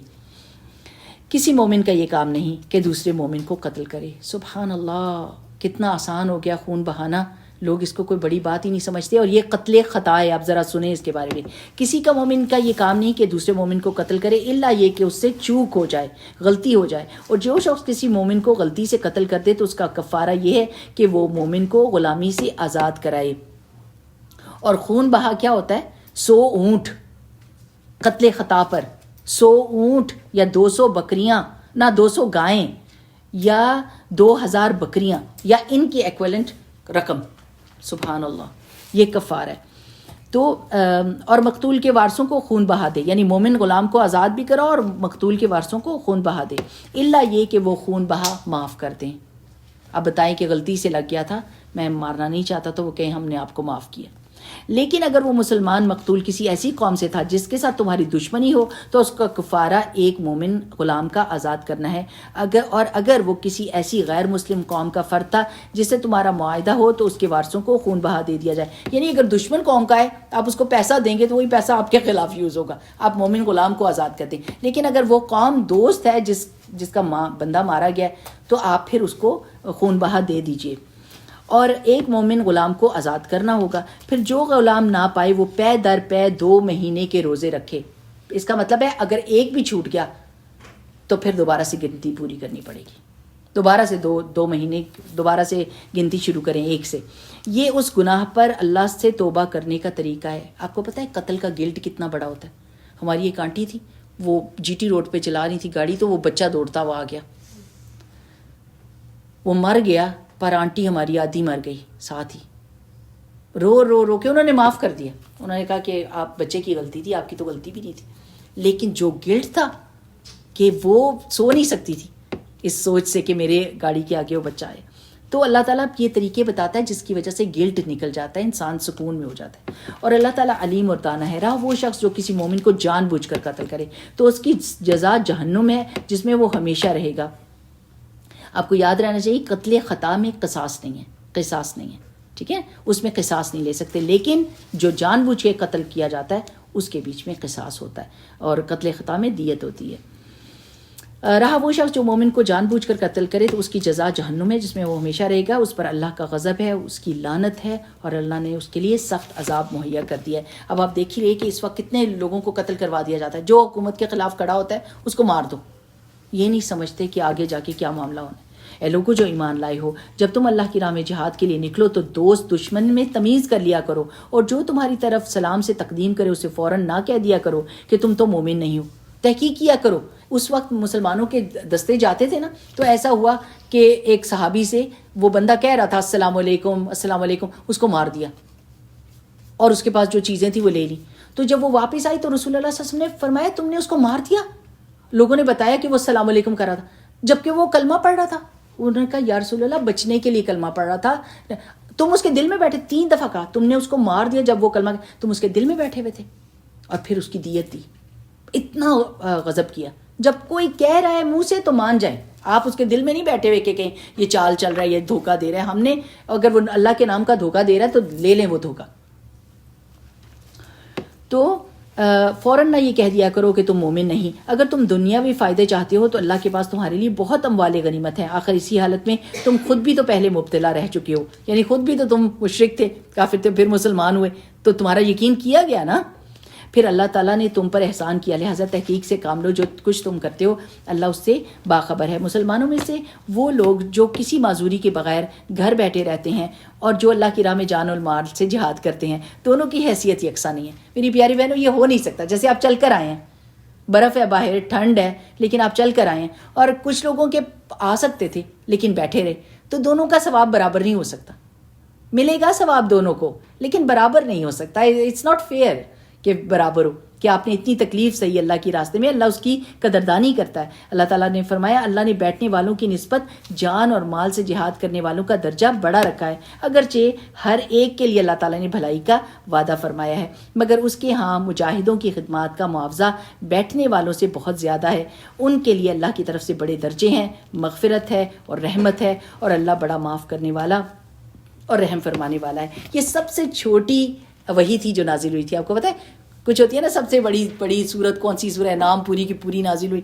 غیر اولِ الضرر، جو تکلیف والے لوگ ہیں اگر وہ نہ جائیں تو ان کی اللہ ایکسکیوز قبول کرتا ہے۔ یہ سب سے چھوٹی وہی تھی جو اللہ تعالیٰ نے نازل کی اس میں ایڈ کرنے کے لیے۔ اچھا، جو لوگ اپنے نفس پر ظلم کر رہے ہیں، جو لوگ اپنے نفس پر ظلم کر رہے تھے، ان کی روحیں جب فرشتوں نے قبض کیں تو ان سے پوچھا یہ تم کس حال میں مبتلا تھے؟ انہوں نے جواب دیا قالوا كنا مستضعفين في الارض، کہ ہم تو زمین میں کمزور اور مجبور تھے۔ فرشتوں نے کہا قالوا الم تكن ارض الله واسعة فتهاجروا فيها، کیا اللہ کی زمین وسیع نہ تھی کہ تم اس میں ہجرت کر جاتے؟ یہ وہ لوگ ہیں جن کا ٹھکانہ جہنم ہے اور وہ بڑا ہی برا ٹھکانہ ہے۔ کوئی پوچھے بھائی یہ کیوں کیا گناہ؟ اپنی موت کو سوچیں۔ ہائے میں کینیڈا میں رہتی تھی، مجھے کینیڈین بننا تھا، مجھے اسی طرح کے کپڑے پہننے تھے، انہی کے طور طریقے اختیار کرنے تھے، میں تو ادھر رہ رہی تھی نا۔ تو وہ کہیں گے کہ تم ہجرت نہیں کر سکتی تھی، کیسے کسی ایسے ملک میں چلی جاتی؟ اللہ تو وسعت والا ہے، جس نے رزق ادھر لکھا ہوا ہے وہ ادھر بھی رزق لکھتا ہے۔ رزق تو آپ کا لکھا ہوا ہے، وہ تو آپ کے منہ میں جانے سے نہیں رہے گا چاہے آپ کسی جگہ پر بھی موجود ہوں۔ تو یو نیڈ، جب اللہ تعالیٰ کے حکم نہیں مان سکتے کسی جگہ پر، جیسے یہاں پر تو ہماری مسجدیں ہیں، ہم نمازیں پڑھ رہے ہیں، اپنی حال حلیے درست کر لیں تو یہ تو نعمت ہے اللہ تعالیٰ کی۔ لیکن اگر خدا نہ خواستہ ایسا ہو جائے کہ جس ملک میں انسان اپنی عبادت نہ کر سکے تو پھر اس کو ہجرت کر جانی چاہیے، اللہ تعالیٰ رزق فراہم کر دیتا ہے۔ ہاں اللہ تعالیٰ فرماتے ہیں ہاں جو مرد عورتیں بچے واقعی بے بس اور نکلنے کا کوئی راستہ نہیں پاتے، بعید نہیں کہ اللہ انہیں معاف کر دے، اللہ بڑا معاف کرنے والا اور درگزر فرمانے والا ہے۔ اور جو کوئی اللہ کی راہ میں ہجرت کرے گا وہ زمین میں پناہ لینے کے لیے بہت جگہ اور بسر اوقات کرنے کے لیے بڑی گنجائش پائے گا۔ اور جو اپنے گھر سے اللہ اور اس کے رسول صلی اللہ علیہ وسلم کی طرف ہجرت کے لیے نکلے پھر راستے میں ہی اسے موت آ جائے، اس کا اجر اللہ کے ذمے واجب ہو گیا۔ اللہ تعالیٰ یہ نہیں دیکھتے کہ آپ نے وہ کمپلیٹ کیا ہے کام کے نہیں، اللہ تعالیٰ دیکھتے ہیں آپ نے شروع کیا ہے کہ نہیں، آپ نے نیت کی ہے کہ نہیں۔ کتنی بار ہوتی ہے آپ دیکھیں، ابھی کسی نے بتایا کہ آدمی تھا اتنا بوڑھا ہو گیا تھا اور یو کے کی کسی شاپ میں کرتا تھا اور مسلمانوں کو بہت پسند کرتا تھا، اچانک اس کو پتہ چلا کینسر ہوا ہے اور اپنے مرنے سے ایک دن پہلے 24 گھنٹے پہلے شہادہ لی ہے اور پھر اس کے بعد مر گیا۔ کوئی کام نہیں کیا، سارے گناہ نیکیوں میں بدل گئے اور نیکیاں سلامت رہیں۔ سبحان اللہ، اللہ تعالیٰ کی شان ہے نا۔ تو آپ نیت تو کریں نا، دیکھیں ڈرا نہ کریں نیت کرنے سے، ڈرا نہ کریں ہائے کہیں میں بدل ہی نہ جاؤں، بدل جائے نا اللہ کی مرضی کے مطابق، کہیں اللہ تعالیٰ مجھے ویسا ہی کر دے جیسا آپ چاہتے ہیں۔ آپ نیت کریں ابھی بیٹھے بیٹھے، اللہ سبحانہ و تعالیٰ اللہم وفقنا لما تحب و ترضی، انشاءاللہ باذن اللہ اللہ تعالیٰ آپ کو آسانیاں دے دے گا، اللہ تعالیٰ آپ کی زندگی کو سکون سے بھر دے گا، آپ کی خواہشیں پوری کر دے گا، آپ کی پریشانیوں کو دور کر دے گا، لیکن نیت اور ارادہ سچا ہونا چاہیے، ٹھیک ہے؟ تو اللہ تعالیٰ نے فرمایا کہ اس کا اجر اللہ کے ذمہ واجب ہو گیا، اللہ بہت بخشش فرمانے والا اور رحیم ہے۔ اور جب تم لوگ سفر کے لیے نکلو تو کوئی مذائقہ نہیں کہ اگر نماز میں اختصار کر لو، قصر نماز پڑھ لو، خصوصاً جب کہ تمہیں اندیشہ ہو کہ کافر تمہیں ستائیں گے، کیونکہ وہ کھلم کھلا تمہاری دشمنی پر اتلے ہوئے ہیں۔ نماز کافر اور مومن کے درمیان حد فاصل ہے، نماز پڑھی تو ادھر، نماز نہ پڑھی تو ادھر، اللہ کے حکم کا انکار۔ جو نہیں نماز پڑھتے ان کو اللہ تعالیٰ سے بہت ڈرنا چاہیے، دعا کریں اپنے ان رشتہ داروں کے لیے کہ اللہ سبحانہ و تعالیٰ ان کو مارنا نہ جب تک کہ ان کا سجدے میں سر نہ چلا جائے، اللہ تعالیٰ ان کو سجدے کی توفیق عطا فرمانا۔ اور یہاں پر اللہ تعالیٰ کا صدقہ ہوتا ہے ہمارے اوپر، جب ہم کہیں سفر کر رہے ہوتے ہیں تو قصر نماز ہوتی ہے، اللہ کا صدقہ ہے، اس کو خوشی سے قبول کیا کریں کہ اللہ تعالیٰ نے ہمارے اوپر آسانی کی ہے، تو ہم 4 کی جگہ 2 پڑھیں گے، ٹھیک ہے نا؟ فرض جو ہوتے ہیں وہ آدھے ہو جاتے ہیں، صرف جو فجر کی نماز ہوتی ہے وہ پوری ہوتی ہے، اور جو مغرب کی نماز ہے وہ 3 فرض رہتی ہے۔ اللہ تعالیٰ فرماتے ہیں اور اے نبی صلی اللہ علیہ وسلم جب تم مسلمانوں کے درمیان ہو اور حالت جنگ میں انہیں نماز پڑھانے کے لیے کھڑے ہو تو چاہیے کہ ان میں سے ایک گروہ تمہارے ساتھ کھڑا ہو اور اپنے اس اسلحہ رکھ لے، جب وہ سجدہ کر لے تو پیچھے چلا جائے، اور دوسرا گروہ جس نے ابھی نماز نہیں پڑھی آ کر تمہارے ساتھ پڑھے، اور وہ بھی چوکنا رہے اور اپنے اسلحے ساتھ رکھے، کیونکہ کفار اس طاق میں ہیں کہ تم اپنے ہتھیاروں اور اپنے سامان سے ذرا غافل ہو تو وہ یک بارگی تم پر ٹوٹ پڑیں، البتہ اگر تم بارش کی وجہ سے تکلیف محسوس کرو یا بیمار ہو تو اسلحہ رکھ دینے میں کوئی مذائقہ نہیں، مگر پھر بھی چوکنے رہو، یقین رکھو کہ اللہ تعالیٰ نے کافروں کے لیے رسوا کن عذاب مہیا کر رکھا ہے۔ جب نماز سے فارغ ہو جاؤ تو کھڑے اور بیٹھے اور لیٹے ہر حال میں اللہ کو یاد کرتے رہو، اور جب اطمینان نصیب ہو جائے تو پوری نماز پڑھو۔ نماز کیا ہے؟ ان الصلاۃ کانت علی المؤمنین کتابا موقوتا، در حقیقت نماز ایسا فرض ہے جو پابندی وقت کے ساتھ اہل ایمان پر لازم کیا گیا ہے۔ یہ صلاۃ الخوف کا بتایا گیا ہے، جنگ ہو رہی ہے، سامنے دشمن کھڑا ہے، نماز پڑھنی ہے۔ رسول اللہ صلی اللہ علیہ وسلم امامت کراتے تھے، 1 رکعت آ کے یہ پڑھتے تھے، ایک گروہ، اور باقی حفاظت کر رہے ہوتے تھے، پھر یہ آگے چلے جاتے تھے، 1 رکعت پڑھ کے وہ چلے جاتے تھے، اب وہ چلتے پھرتے دوسری رکعت پڑھیں گے، اور یہ رکعت آ کے پڑھ لیتے تھے جب تک کہ وہ سلام نہیں پھیرتے تھے۔ لیکن نماز پڑھنی ہے، نماز سے چھوٹ نہیں ہے، بیمار ہو گئے ہیں، لیٹے ہیں، ہل جل نہیں سکتے، اللہ تعالیٰ نے آسانی دی ہے، لیٹے لیٹے پڑھیں۔ اگر ہاتھ بھی خدا نخواستہ نہیں ہل رہے، آنکھوں سے پڑھیں، دل سے پڑھیں ضرور، نماز کی کوئی چھوٹ نہیں ہے، سبحان اللہ۔ اور یہ کہ ڈونٹ ڈیلے یور صلاح، میں اور آپ سب سچی، میں بھی کبھی یہ سوچتی ہوں کہ میں کہتی ہوں یہ کام فنش کر کے نماز پڑھتی ہوں، نہیں۔ ایک وہ تھے بندہ تھا اور وہ کلہاڑی ایسے اٹھائی تھی، اذان کی آواز آئی نا کلہاڑی پھینک دی، آدھے راستے میں تھی سچ ایسے، تو دوسرا بندہ جو تھا اس نے کہا کیوں نہیں ضرب بھی مار دیتے، اٹھا ہی لی تھی تو مار دیتے، کہتے اس میں برکت نہیں ہونی تھی، اللہ تعالیٰ نے پکار لیا تو ادھر جاؤں گا تو برکت ہوئے گی، اگر میں یہ مار بھی دیتا تو اس میں برکت نہیں ہونی تھی، کیونکہ اللہ کا حکم آ گیا تو میں چھوڑوں گا اور ادھر جاؤں گا۔ اس گروہ کے تعاقب میں اللہ تعالیٰ فرماتے ہیں کمزوری نہ دکھاؤ، اگر تم تکلیف اٹھا رہے ہو تو تمہاری ساتھ وہ بھی تکلیف اٹھا رہے ہیں، اور تم اللہ سے اس چیز کی امید رکھتے ہو جس کی وہ امید نہیں رکھتے، تم تو تمہاری بڑی شان ہے، وہ بھی کوششیں کر رہے ہیں، حالانکہ ان کو اللہ سے یہ امید نہیں ہے، وہ ناحق ہیں، وہ باطل پہ کام کر رہے ہیں، کوششیں کر رہے ہیں اور بڑے ڈیڈیکیٹڈ ہیں۔ تمہارے پاس تو حق ہے، تم کیوں ڈیڈیکیٹڈ نہیں ہو، تم کیوں کوششیں نہیں کرتے، جبکہ اللہ تعالیٰ نے تمہارے ساتھ اتنے وعدے کیے ہیں۔ اللہ سب کچھ جانتا ہے اور وہ حکیم اور دانا ہے۔ نبی صلی اللہ علیہ وسلم، ہم نے یہ کتاب حق کے ساتھ تمہاری طرف نازل کی ہے تاکہ جو راہ راست اللہ تعالیٰ نے تمہیں دکھائی ہے اس کے مطابق لوگوں کے درمیان فیصلے کرو، تم بددیانت لوگوں کی طرف سے جھگڑے کرنے والے نہ بنو، اللہ سے درگزر کرنے کی درخواست کرو، وہ بڑا درگزر کرنے والا، معاف کرنے والا، رحیم ہے۔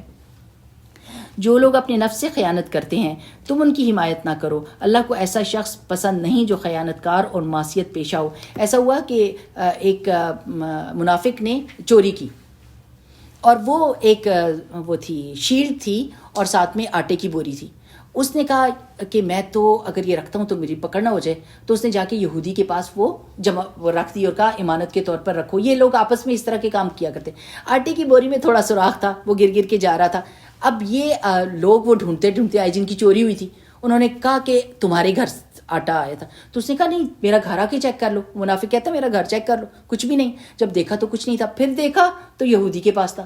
تو یہودی کہنے لگا جو تم نشان بتا رہے وہ چیزیں میرے پاس موجود ہیں لیکن وہ آپ کی نہیں ہیں, وہ کسی نے میرے پاس امانت رکھائی ہیں. انہوں نے مقدمہ لے کر جا کے رسول اللہ صلی اللہ علیہ وسلم کے پاس لے گئے کہ یہ بندہ اس پہ چوری کا الزام لگا رہا ہے. یہودی کہہ رہا ہے کہ اس نے مجھے دی تھی. اب وہ جو مسلمان تھے وہ سمجھے کہ رسول اللہ صلی اللہ علیہ وسلم ہمارا ساتھ دیں گے کیونکہ ہم مسلمان ہیں, یہ یہودی ہیں, اور وہ سارے آگے کہ اللہ کے رسول صلی اللہ علیہ وسلم یہ تو یہودی بڑا غلط الزام لگا رہے ہیں. اللہ سبحانہ و تعالیٰ نے بتا دیا محمد صلی اللہ علیہ وسلم یہ جو کلمہ گو اپنے آپ کو کہہ رہے ہیں یہ جھوٹے ہیں, یہودی سچ کہہ رہا ہے. تو رسول اللہ صلی اللہ علیہ وسلم نے اس کے حق میں فیصلہ دیا. تو یہ کہ باتیں کرتے کرتے, اصل میں بات یہ ہے کہ جب قاضی فیصلہ کرتا ہے تو وہ شہادتوں کے بنیاد پر ہی کرتا ہے نا. یہ تو اللہ کے رسول صلی اللہ علیہ وسلم تھے جنہیں بتا دیا گیا تھا. تو اب جب قاضی کرتا ہے تو وہ دیکھتا ہے کہ آپ کے پاس کیا ثبوت ہے. تو یہی کہا جا رہا ہے کہ یہ معصیت پیشہ لوگ ہیں, خیانت کار لوگ ہیں, ان کا ساتھ نہ دیں. یہ لوگ انسانوں سے اپنی حرکات چھپا سکتے ہیں مگر اللہ تعالیٰ سے تو نہیں چھپا سکتے نا. تو اس وقت بھی ان کے ساتھ ہوتا ہے جب وہ راتوں کو چھپ کر اس کی مرضی کے خلاف مشورے کرتے ہیں. ان کے سارے اعمال پر اللہ محیط ہے. تم لوگوں نے ان مجرموں کی طرف سے دنیا کی زندگی میں تو جھگڑا کر لیا مگر قیامت کے روز ان کے لیے اللہ سے کون جھگڑا کرے گا. یعنی ان کے رشتہ داروں کو کہا جا رہا ہے کہ تم نے اپنے قومی عصبیت کی وجہ سے تم نے الزام لگایا اور اپنے ساتھی کی غلطی کو پروٹیکٹ کرنے کی کوشش کی, تو تمہارا کیا بنے گا قیامت کے دن. تم اس دن بھی اس کا ساتھ دو گے. آخر وہاں کون اس کا وکیل ہوگا. اگر کوئی شخص برا فعل کر گزرے یا اپنے نفس پر ظلم کر جائے تو اس کے بعد اللہ سے درگزر کی درخواست کرے تو اللہ کو درگزر کرنے والا اور رحیم پائے گا.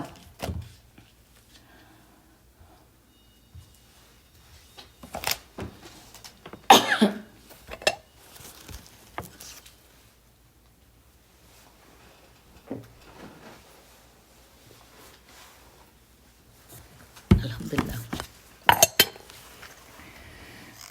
پھر اللہ تعالیٰ فرماتے ہیں وَمَن يَكْسِبْ إِثْمًا فَإِنَّمَا يَكْسِبُهُ عَلَى نَفْسِهِ, مگر جو کوئی برائی کمائے گا تو اس کی یہ کمائی اس کے لیے ہی وبال ہوگی. برائی بندے کے لیے وبال ہوتی ہے. اگر کوئی گناہ کیا ہے, کسی کے ساتھ کوئی زیادتی کی ہے, تو وہ اس بندے سے پہلے بندہ اپنے اوپر زیادتی کر رہا ہوتا ہے. اللہ تعالیٰ فرماتے ہیں تو اس کی یہ کمائی اس کے لیے وبال ہوگی. اللہ کو سب باتوں کی خبر ہے, وہ حکیم اور دانا ہے.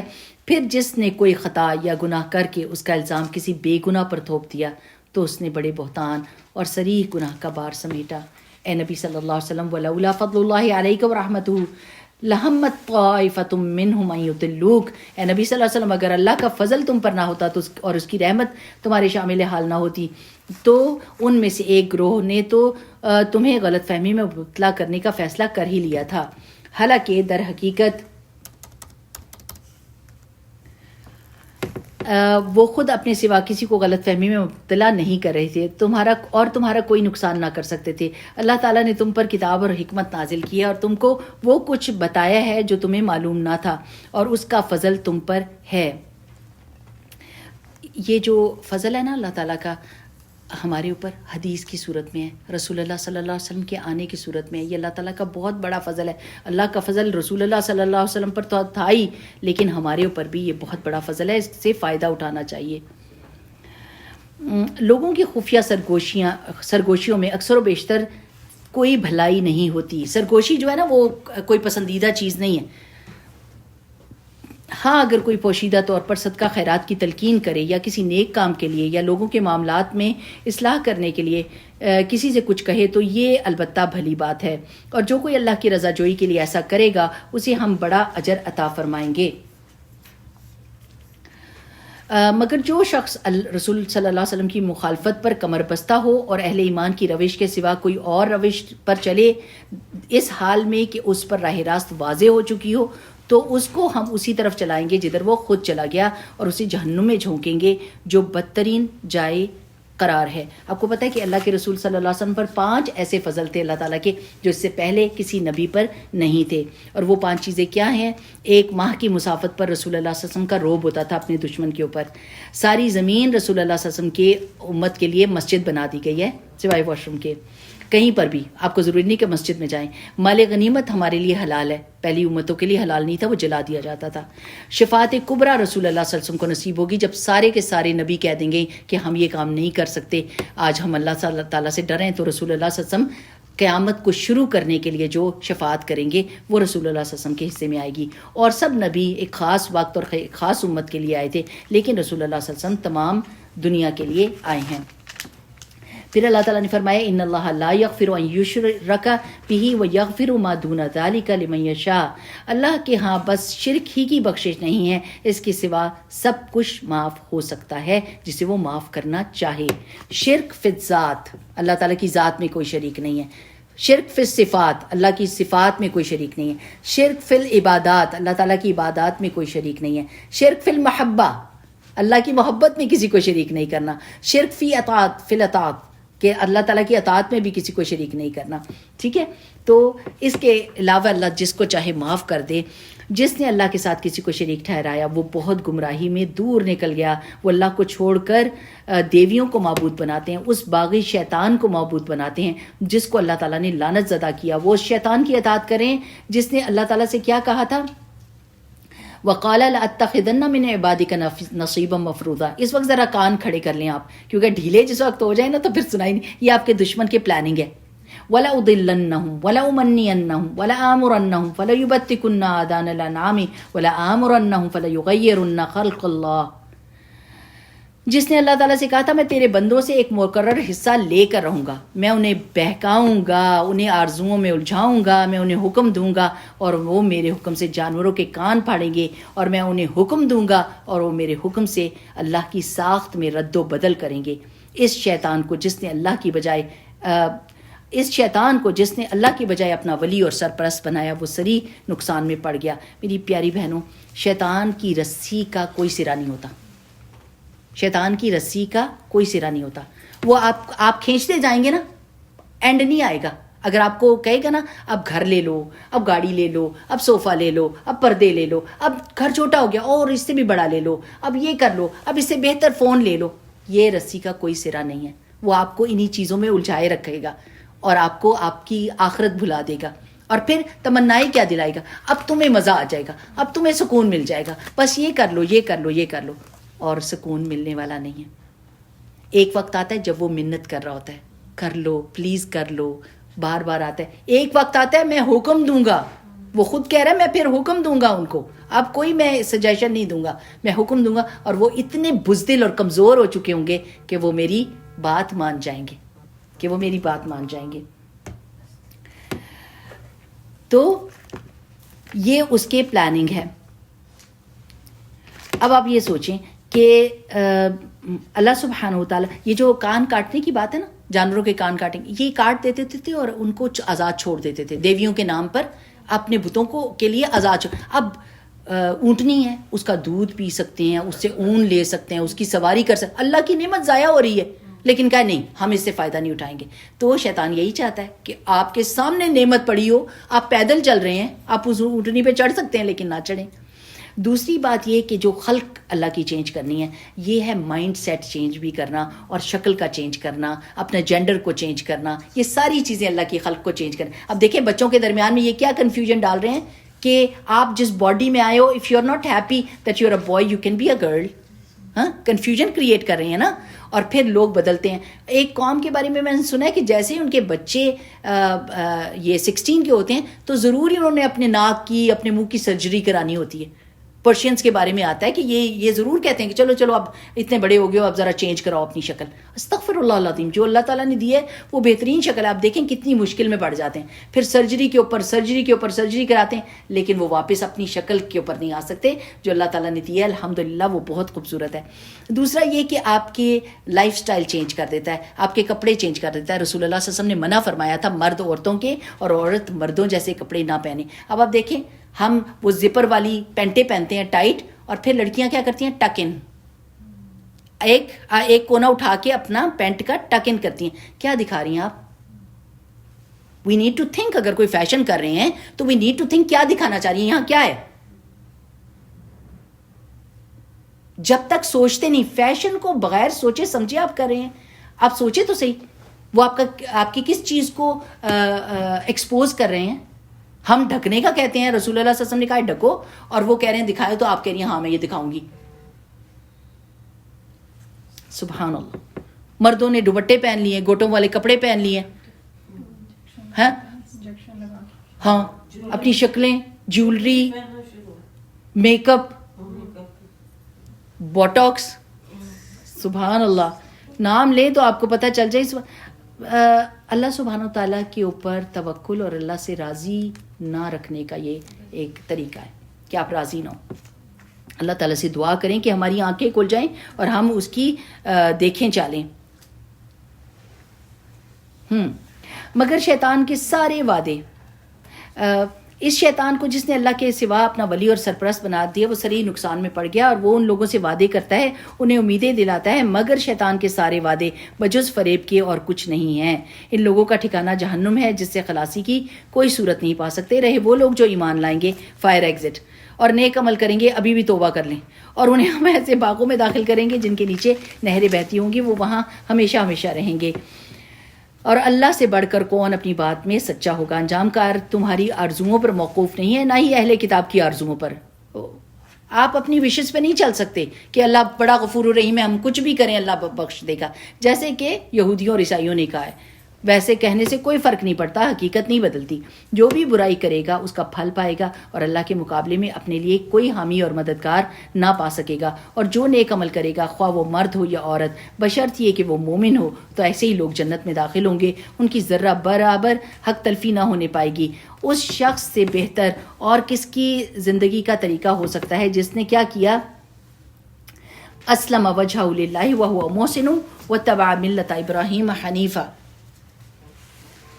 جس نے اللہ کے آگے سر تسلیم خم کر دیا اور اپنا رویہ نیک کر لیا، اور وہ یکسو ہو کر ابراہیم علیہ السلام کے طریقے کی پیروی کی، اس ابراہیم علیہ السلام کے طریقے کی جسے اللہ نے اپنا دوست بنا لیا تھا. آسمان اور زمینوں میں جو کچھ ہے اللہ کا ہے، اور اللہ ہر چیز پر محیط ہے. یہ سب سے پیارا طریقہ ہے جس نے اللہ تعالیٰ کے آگے اپنے سر کو جھکا دیا، تو اللہ سبحانہ و تعالیٰ اس کو بہترین زندگی عطا فرمائے گا. میری پیاری بہنوں، کبھی آپ نے پزلز دیکھیں؟ پزلز دیکھیں نا، کیا ہوتا ہے پزل کا ایک پیس جو ہے وہ دوسرے پیس کو کمپلیٹ کرتا ہے. ہماری زندگی ایک پزل ہے. اگر آپ نے اللہ تعالیٰ کے آگے اپنے سر کو جھکا دیا نا، تو سارے پزل کے پیسز صحیح جگہ پر بیٹھ جائیں گے اور آپ کو وہ پکچر نظر آ جائے گی. لیکن جب کوئی اللہ کے آگے پورا کا پورا نہیں نا جھکتا، تو چیزیں فٹ نہیں نہ ہوتی، آپ اس پزل کو کمپلیٹ نہیں کر سکتے. تو وہ پزل تبھی کمپلیٹ ہوگا جب آپ اپنا چہرہ اللہ تعالیٰ کے حوالے کر دیں گے. اللہ تعالیٰ فرماتے ہیں، لوگ تم سے عورتوں کے معاملے میں فتویٰ پوچھتے ہیں، کہو اللہ تمہیں ان کے معاملے میں فتویٰ دیتا ہے، اور ساتھ ہی وہ احکام بھی یاد دلاتا ہے جو پہلے سے تم کو اس کتاب میں سنائے جا رہے ہیں. یعنی وہ احکام جو ان یتیم بچیوں کے معاملے میں ہیں جن کے حق تم ادا نہیں کرتے، اور جن کے نکاح کرنے سے تم باز رہتے ہو، یا لالچ کی بنا پر تم خود ان سے نکاح کر لینا چاہتے ہو. اور وہ احکام جو ان بچوں کے متعلق ہیں جو بیچارے کوئی زور نہیں رکھتے، یعنی یتیم بچیاں اور بچے. اب آپ دیکھیں کہ یہ کیا کرتے تھے کہ ان سے نکاح کر لیتے تھے. گھر کی لڑکی ہے، نکاح کر لیا، مہر نہیں دیا، ہاں، یا وراثت میں حصہ نہیں دیا، تو جب احکام آئے کہ یہ بہت بڑا گناہ ہے، لوگوں نے چھوڑ دیا.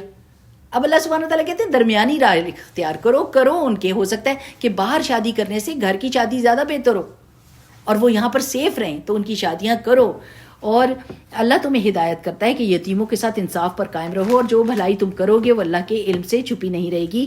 اللہ کسی عورت کو اپنے شوہر سے بدسلوکی، اگر کسی عورت اپنے شوہر سے بدسلوکی یا بے رخی کا خطرہ ہو، تو کوئی مذائقہ نہیں کہ میاں بیوی کچھ حقوق کی کمی بیشی پر آپس میں صلح کر لیں. یعنی ہسبینڈ چھوڑنا چاہتا ہے، بیوی کہتی ہے میں کہاں جاؤں گی، میرا کوئی بھی نہیں ہے، آپ ایسا کریں کہ صلح کر لیتے، آپ کر لیں کسی اور سے نکاح، لیکن مجھے نہ چھوڑیں، یا کوئی اور دوسرا صلح. بہرحال اللہ تعالیٰ کہتے ہیں بہتر ہے، الصلح خیر والصلح خیر، صلح بہتر ہے. نفس تنگ دلی کی طرف مائل ہو جاتا ہے. آپ کو پتہ ہے کیا ورڈ یوز ہوا ہے؟ وَأُحْضِرَتِ الْأَنفُسُ الشُّحَّ. شوہ کا مطلب ہوتا ہے لالچ اور بخیلی، دونوں جب اکٹھی ہوتی ہے نا اس کا شوہ. اچھا جب شادی ہوتی ہے تو دل کیا ہوتا ہے؟ لالچ ہوتی ہے سارے میرے حق مجھے ملیں، اور بخیلی کیا ہوتی ہے؟ میں کچھ نہیں دوں گی. تو اللہ تعالیٰ کہتے ہیں کہ نفسوں کے اندر یہ شوق پائی جاتی ہے، لیکن اگر تم لوگ احسان سے پیش آؤ گے اور تقویٰ سے کام لوگے تو یقین رکھو کہ اللہ تمہارے اس طرز عمل سے بے خبر نہ ہوگا۔ بیویوں کے درمیان پورا عدل کرنا تمہارے بس میں نہیں ہے۔ 2 کر لی ہیں تو ایموشنلی اٹ از امپاسبل کہ تم ان کے درمیان عدل کرو۔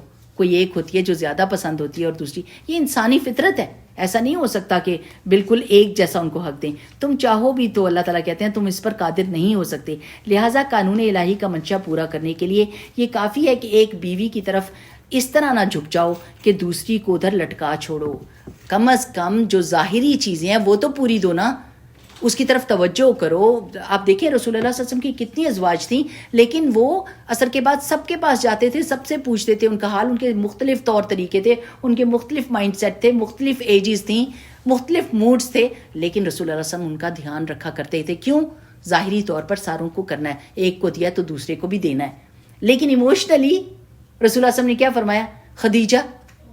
خدیجہ کو نہیں بھول سکتا، اس جیسا کوئی نہیں ہو سکتا، اور ان کو یاد کرتے تھے، حتیٰ کہ ان کی بہن دروازے پہ آتی تھی، آواز آتی تھی تو ایک دم کھڑے ہو جاتے تھے کہ ان کی آواز خدیجہ سے ملتی ہے، ٹھیک ہے نا۔ اور حضرت عائشہ رضی اللہ تعالیٰ عنہ سے بہت زیادہ محبت کرتے تھے کہ سرید کی طرح، یہ تو یعنی نیوٹریشس جیسے کھانا ہوتا ہے نا جس میں ساری چیزیں ہوتی ہیں، عقل مند بھی ہیں، خوبصورت بھی ہیں، ینگ بھی ہیں، ساری چیزیں، تو ان سے محبت کرتے تھے، لیکن ظاہری معاملات میں کسی کی حق تلفی نہیں کرتے تھے، ٹھیک ہے نا۔ تو اللہ تعالیٰ کہتے ہیں اگر تم اپنا طرز عمل درست رکھو گے، اللہ سے ڈرتے رہو گے تو اللہ چشم پوشی کرنے والا اور رحم فرمانے والا ہے۔ لیکن اگر زوجین ایک دوسرے سے الگ ہی ہونا چاہیں تو اللہ اپنی وسیع قدرت سے ہر ایک کو دوسرے کی محتاجی سے بے نیاز کر دے گا۔ اللہ تعالیٰ دے دے گا، اس کو اچھا شوہر دے دے گا، عورت کو آدمی کو اچھی بیوی دے دے گا۔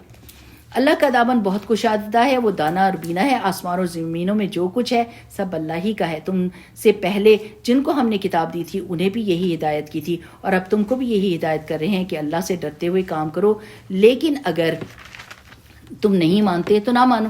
آسمانوں اور زمینوں کی ہر چیز کا مالک تو اللہ ہی ہے، اور وہ بے نیاز ہے۔ اب یہ کسی نے کل پوچھا ہے کہ یہ بے نیاز اللہ تعالیٰ کے لیے کیوں لکھا جاتا ہے، بے پرواہ کیوں کہتے ہیں؟ اللہ بے پرواہ ہے، انسانوں کی طرح نہیں ہے نا۔ انسانوں کے لیے آپ بے پرواہ کا کیا مطلب ہے؟ جس کو کوئی دھیان ہی نہیں ہے، جو کوئی فکر پریشانی نہیں کرتا۔ اللہ تعالیٰ کے لیے غنی کا ورڈ ہے، غنی کا مطلب ہوتا ہے اتنا امیر ہونا کہ اس کو کسی کی ضرورت ہی نہ ہو۔ جب اللہ تعالیٰ مالک ہے، کام سارے وہ خود کر سکتا ہے، کون کہتا ہے تو فیکون ہو جاتا ہے، ساری چیزیں اس کی ملک میں، اس کو کسی کی ضرورت نہیں ہے، یہ مطلب ہے۔ اللہ تعالیٰ کسی کا محتاج نہیں ہے، اللہ کو کسی کی ضرورت نہیں ہے، وہ اتنا شان والا ہے کہ ہر کام وہ خود اس کی قبضہ قدرت میں ہے، ٹھیک ہے نا۔ تو جب ہم سوچتے ہیں نا بے پرواہ، تو ہم انسانوں کے بے پرواہ کی طرح سوچتے ہیں، کیونکہ ہم ٹرانسلیشن صحیح نہیں کر رہے ہوتے۔ غنی کا مطلب یہ ہے جو میں نے آپ کو اب بتایا ہے، اور اللہ تعالیٰ غنی بھی ہے اور ہر تعریف کا مستحق بھی ہے۔ ہاں اللہ ہی مالک ہے سب چیزوں کا، جو آسمانوں میں ہے اور جو زمین میں ہے، اور کارسازی کے لیے بس وہی کافی ہے۔ اگر وہ چاہے تو تم لوگوں کو ہٹا کر ان یشاء یذھبکم ایھا الناس ویأتی بآخرین، اگر وہ چاہے تو تم لوگوں کو ہٹا کر تمہاری جگہ دوسروں کو لے آئے، اور وہ اس کی پوری قدرت رکھتا ہے۔ ابھی دعا کر لیں، اللہم استخدمنی ولا تستبدلنی، اللہ مجھ سے خدمت لے لے اپنے دین کی، مجھے کام پہ لگا لے، اور مجھے بدل کر کسی اور کو نہ لے آنا، مجھ سے لے کام، ایسا نہ ہو کہ میں ہٹا دیا جاؤں اور کوئی اور آ کے وہ کام کر دے جو اللہ تعالیٰ چاہتا ہے۔ تو اب اور آپ یہ دیکھ لیں کہ اس وقت کون کون مسلمان ہو رہے ہیں، اور ان کی شان دیکھیں، جو ریورٹس ہیں وہ کس طرح کا پردہ کرتے ہیں، وہ کس طرح کی نمازیں پڑھتے ہیں، وہ کس طرح مسجدوں کو آباد کرتے ہیں۔ ہماری ایک بچی کی شادی ہوئی تھی الہدہ میں کسی ریورٹ کے ساتھ، کہنے لگی کہ اس نے کہا ہے کہ میں صرف اسی آفس میں کام کروں گا جس کے قریب مسجد ہوگی، اور کیوں میں نے 5 وقت مسجد جانا ہے۔ کہتی ہے سبحان اللہ، اللہ کی کرنی کہ گھر اور کام کے درمیان میں مسجد تھی، نہیں یعنی مسجد درمیان میں تھی، ایک طرف گھر ایک طرف کام، تو اور وہ 5 وقت مسجد میں نماز پڑھتا تھا کہ میں نے نماز مسجد میں ہی پڑھنی ہے۔ اب ہم دیکھیں نا، ہائی ابھی برف ہے، ابھی ٹھنڈ ہے، ابھی گاڑی سٹارٹ ہونے میں اتنی دیر لگے گی، یاتی بھی آخرین، اللہ اور لے آئے گا، بلی آنکھوں والے آ جائیں گے، گوری چمڑی والے آ جائیں گے، وہ جو اللہ تعالیٰ سے زیادہ محبت کرتے ہوں گے اللہ ان سے زیادہ محبت کرتا ہوگا۔ اگر ہم نے اپنا کام نہ کیا تو پھر اللہ تعالیٰ کو کوئی تھوڑ تو نہیں ہے نا، تو اس لیے اپنے آپ کو ہی اللہ تعالیٰ کے کام کے لیے کھپا دینا چاہیے۔ اللہ تعالیٰ فرماتے ہیں لوگوں جو ایمان لائے ہو انصاف کے علم بردار اور خدا واسطے کے گواہ بنو، اگرچہ تمہارے انصاف اور تمہاری گواہی کی زد خود تمہاری اپنی ذات پر، تمہارے والدین اور رشتہ داروں پر ہی کیوں نہ پڑ رہی ہو، بولو سچ اور عدل کی اور انصاف کی بات کرو، ایون دو یور اسکیئرڈ کہ اس کے زد میں ہمارا اپنا خاندان آ جائے گا، سچی بات ہی کرنی ہے۔ فریق معاملہ خواہ مالدار ہوں یا غریب، اللہ تم سے زیادہ ان کا خیر خواہ ہے۔ تم ان کو سزا سے بچا رہے ہو کہ سمجھو میں بڑا خیر خواہ ہوں، اللہ تعالیٰ تم سے زیادہ ان سے محبت کرتا ہے، ہو سکتا ہے وہ سزا سہ جائیں اور آخرت کی سزا سے بچ جائیں، ٹھیک ہے نا۔ لہٰذا اپنی خواہش نفس کی پیروی میں عدل سے باز نہ رہو، اور اگر تم نے لگی لپٹی بات کہی یا سچائی سے پہلو بچایا تو جان رکھو کہ جو کچھ تم کرتے ہو اللہ اس سے باخبر ہے۔ اے لوگوں جو ایمان لائے ہو، ایمان لاؤ اللہ پر، دوبارہ ایمان لاؤ، اپنے ایمان کو تازہ کرتے رہو۔ کل میں انشاءاللہ وہ لے کر آؤں گی جس میں ایمان کو تازہ کرنے کی دعائیں، اللہم جدد الایمان فی قلوبنا، اللہم زین قلوبنا بالایمان، اس طرح کی دعائیں ہیں، انشاءاللہ وہ یہاں پر لگا دیں گے اور وہ گروپس میں بھی شیئر کر لیں گے۔ اے لوگوں جو ایمان لائے ہو، ایمان لاؤ اللہ پر اور اس کے رسول پر، اس کی کتاب پر، اور جو اللہ نے اپنے رسول صلی اللہ علیہ وسلم پر نازل کی ہے، اور ہر اس کتاب پر جو اس سے پہلے وہ نازل کر چکا ہے۔ جس نے اللہ اور اس کے ملائکہ اور اس کی کتابوں اور اس کے رسولوں اور روز آخرت سے کفر کیا، وہ گمراہی میں بھٹک کر بہت دور نکل گیا۔ رہے وہ لوگ جو ایمان لائے، پھر کفر کیا، پھر ایمان لائے، پھر کفر کیا، پھر کفر میں بڑھتے چلے گئے، تو اللہ ہرگز ان کو معاف نہ کرے گا۔ یہ کیسی پرسنالٹی ہے کہ جو ایمان لائے اور کفر کرے، ایمان لائے اور کفر کرے، اور نہ کبھی ان کو راہ راست دکھائے گا۔ اور جو منافق اہل ایمان کو چھوڑ کر کافروں کو اپنا رفیق بناتے ہیں، انہیں یہ معجزہ سنا دو کہ ان کے لیے دردناک سزا تیار ہے۔ کیا یہ لوگ عزت کی طلب میں ان کے پاس جاتے ہیں؟ حالانکہ عزت تو ساری کی ساری اللہ ہی کے لیے ہے۔ کس لیے ہم ان کے طور طریقے اختیار کرتے ہیں؟ ذرا سوچے کریں۔ افلا یتدبرون القرآن، ہم کس لیے ان لوگوں کے آگے بچ جاتے ہیں یا ان کے طور طریقے اختیار کر لیتے ہیں، ان جیسے کپڑے پہنتے ہیں، ان کے ماتھے پر بل نہ آئے، وہ کہیں ناراض نہ ہو جائیں، وہ کہیں ہمیں کوئی بات نہ کہہ دیں، ہمیں ڈر لگتا ہے کچھ کہہ دیں گے، ہم اسکول جائیں گے تو کہہ دیں گے، ہم کالج جائیں گے تو کیا کر لیں گے؟ آپ کا کیا کر لیں گے؟ کیا بگاڑ سکتے ہیں اپنا؟ تو اللہ سبحانہ و تعالیٰ کیا کہتا ہے کہ عزت اگر طلب کرنی ہے تو اللہ سے کرو، بندوں سے نہ مانگو، وہ عزت کے مالک نہیں ہیں۔ عزت پھر بھی نہیں ملتی منافق کو، جو اللہ تعالیٰ کے حکم نہ مان کر لوگوں کی باتیں مانتا ہے، عزت اس کو بھی نہیں ملتی۔ تو اصل میں بات یہ ہے کہ اگر آپ نے یہ سمجھ لیا کہ اللہ تعالیٰ ہر چیز کا مالک ہے، وہ ہارون الرشید کی دربار میں ایک ان کے عالم تھے ابن سماک رحمہ اللہ، انہوں نے دیکھا دنیا کی حقیقت کیا ہوتی ہے نا۔ وہ پانی پینے لگے، بڑی سخت پیاس لگی، پانی بادشاہ کو پیاس لگی ہے، پانی پینے لگے۔ اس نے کہا امیر المومنین رک جائیے، رکھ دیا۔ اس نے کہا آپ کو پیاس لگی ہے؟ انہوں نے کہا ہاں۔ اگر یہ گلاس آپ سے روک لیا جائے اور آپ کو پانی نہ دیا جائے، آپ کیا کریں گے؟ ایک دم کہنے لگے آدھی سلطنت دے دوں گا، اس وقت مجھے بہت سخت پیاس لگی، آدھی سلطنت دے دوں گا۔ پھر انہوں نے کہا بسم اللہ کریں، اللہ آپ کو برکت دے، پانی پیئے۔ جب پانی پی لیا تو کہنے لگے بادشاہ اگر یہ پانی اب آپ کے پیٹ میں ٹھہر جائے اور نکلے نہ تو پھر آپ کیا کریں گے؟ کہتے ہیں آدھی سلطنت دے دوں گا۔ ظاہر ہے اگر پیشاب بندے کا رک جائے تو کتنی تکلیف دہ بات ہے۔ تو انہوں نے کہا کہ ایسی بادشاہی جو ایک گھونٹ سے کم تر ہے، اس پر اتنی جان توڑ محنتیں نہ کریں۔ آپ کی آدھی حکومت ایسے ہی چلی جاتی ہے ایک پانی کے گلاس پر، وہ ڈیزرو نہیں کرتی کہ آپ اس کے اوپر ساری کوششیں لگا دیں اور آخرت کو بھول جائیں۔ اور پھر کہنے لگے کہ آپ کو جو مرتبہ ملا ہے اس سے سب سے زیادہ توقع یہ ہے کہ آپ بادشاہ بنے ہیں تو آپ سب سے زیادہ اللہ تعالیٰ سے ڈرنے والے ہوں۔ تو دنیا کی حقیقت جس کو سمجھ آ گئی اس کے اندر سے منافقت دور ہو جاتی ہے۔ اللہ تعالیٰ فرماتے ہیں کیا یہ لوگ عزت کی طلب میں ان کے پاس جاتے ہیں؟ حالانکہ عزت تو ساری کی ساری اللہ تعالیٰ ہی کے لیے ہے۔ اللہ اس کتاب میں تم کو پہلے سے ہی حکم دے چکا ہے کہ جہاں تم سنو کہ اللہ کی آیات کے خلاف کفر بکا جا رہا ہے اور ان کا مذاق اڑایا جا رہا ہے تو وہاں نہ بیٹھو جب تک کہ لوگ کسی دوسری بات میں نہ لگ جائیں۔ یا تو آپ اس جگہ پہ بیٹھے ہوئے ہیں جہاں پر اللہ کی آیات کا مذاق اڑایا جا رہا ہے اور آپ ان کو بدل سکتے ہیں، آپ کے 2-4 ساتھی ہیں جو دلیل دے دیں گے اور بات ہو جائے گی۔ اگر آپ میں ہمت نہیں ہے اور آپ اسٹرانگ انف نہیں ہیں، اس جگہ کو چھوڑ دیں، اس جگہ کو چھوڑ دیں، کیونکہ آپ امپیکٹ نہیں کر سکتے، وہ امپیکٹ کر دیں گے آپ کے اوپر۔ اب اگر تم ایسا کرتے ہو یعنی وہیں پر بیٹھے رہتے ہو تو تم بھی انہی کی طرح ہو۔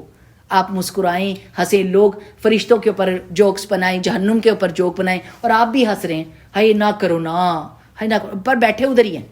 اٹھ جائیں کہیں نو میں نہیں یہ سنوں گی، اتنی بڑی اللہ تعالیٰ کے شاعر کا مذاق نہیں اڑا سکتے، میں جا رہی ہوں.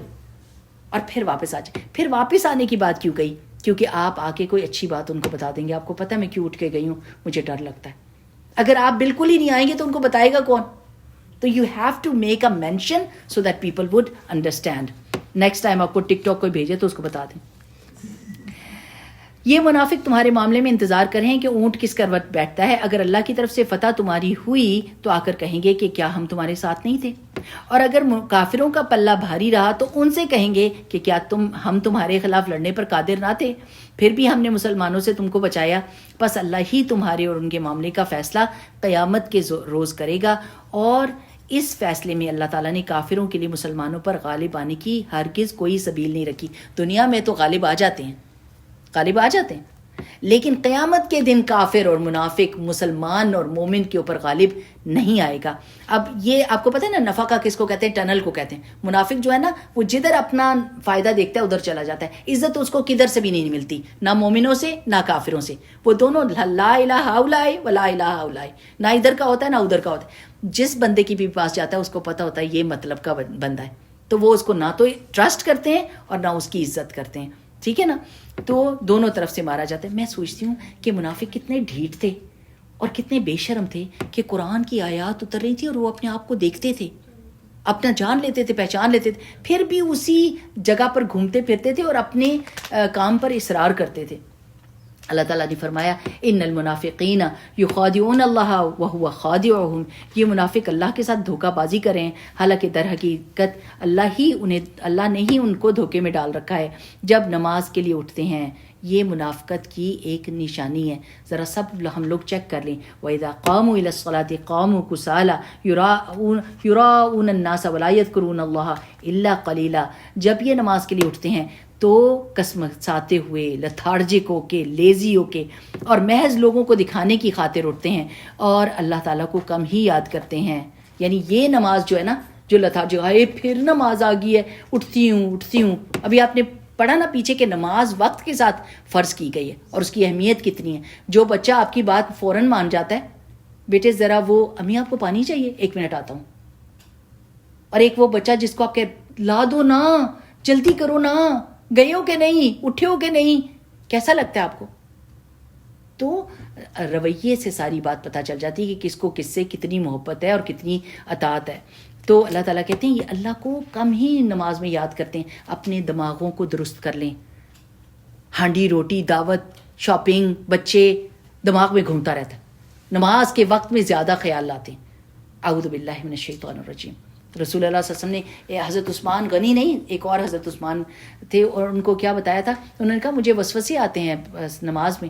تو رسول اللہ صلی اللہ علیہ وسلم نے فرمایا اعوذ باللہ السمیع العلیم من الشیطان الرجیم من ہمزہ ونفخہ ونفثہ، 3 دفعہ پڑھ کے اور لیفٹ سائڈ پہ ایسے کر دو اور نماز شروع کر. نماز کے دوران آپ یہ کر سکتے ہیں اور اپنی نماز کو جاری رکھیں تو نماز میں وسوسے نہیں آتے. یہ نہ آتی ہے تو خالی اعوذ باللہ من الشیطان الرجیم آ جائے گی میری سونی، یاد کریں. جی وہ بھی پڑھ سکتے ہیں لیکن یاد ہو جاتی ہے. تھوڑا تھوڑا حصہ یاد کریں نا. آج ہم بورڈ پہ لکھ دیں گے اگر ٹائم ہوا تو، اور ٹائم نہیں ہے. اعوذ باللہ من الشیطان الرجیم. کفر و ایمان کے درمیان ڈاوا ڈول ہیں، نہ پورے اس طرف کو اور نہ پورے اس طرف کو. جسے اللہ تعالیٰ نے بھٹکا دیا اس کے لیے تم کوئی رستہ نہیں پا سکتے. اے لوگو جو ایمان لائے، کہیں لبیک اللہم لبیک، اللہ آپ نے ہمیں پکارا ہے، ہم آپ کو لبیک، ہم حاضر ہیں اپنے رب. مومنوں کو چھوڑ کر کافروں کو اپنا رفیق نہ بناؤ. Don't try to impress them. Don't make them your secret holders. Don't make them close friends of yours. کیا تم چاہتے ہو کہ اللہ کو اپنے خلاف صریح حجت دے دو؟ یقین جانو منافق کہاں ہوں گے؟ ان المنافقین فی الدرک الاسفل من النار ولن تجد لهم نصیرا.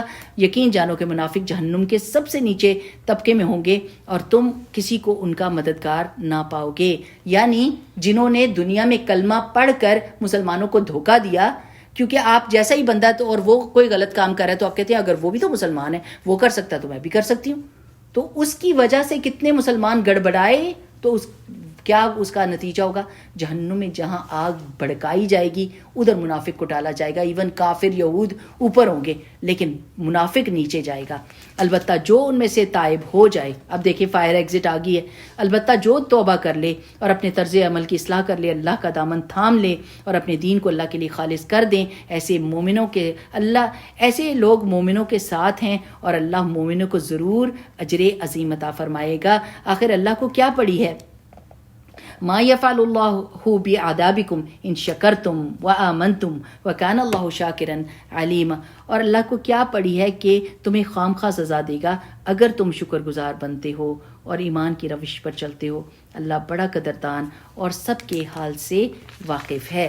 بارک اللہ فیکم. سبحانک اللہم وبحمدک، نشہد ان لا الہ الا انت، نستغفرک ونتوب الیک. السلام علیکم ورحمۃ اللہ وبرکاتہ.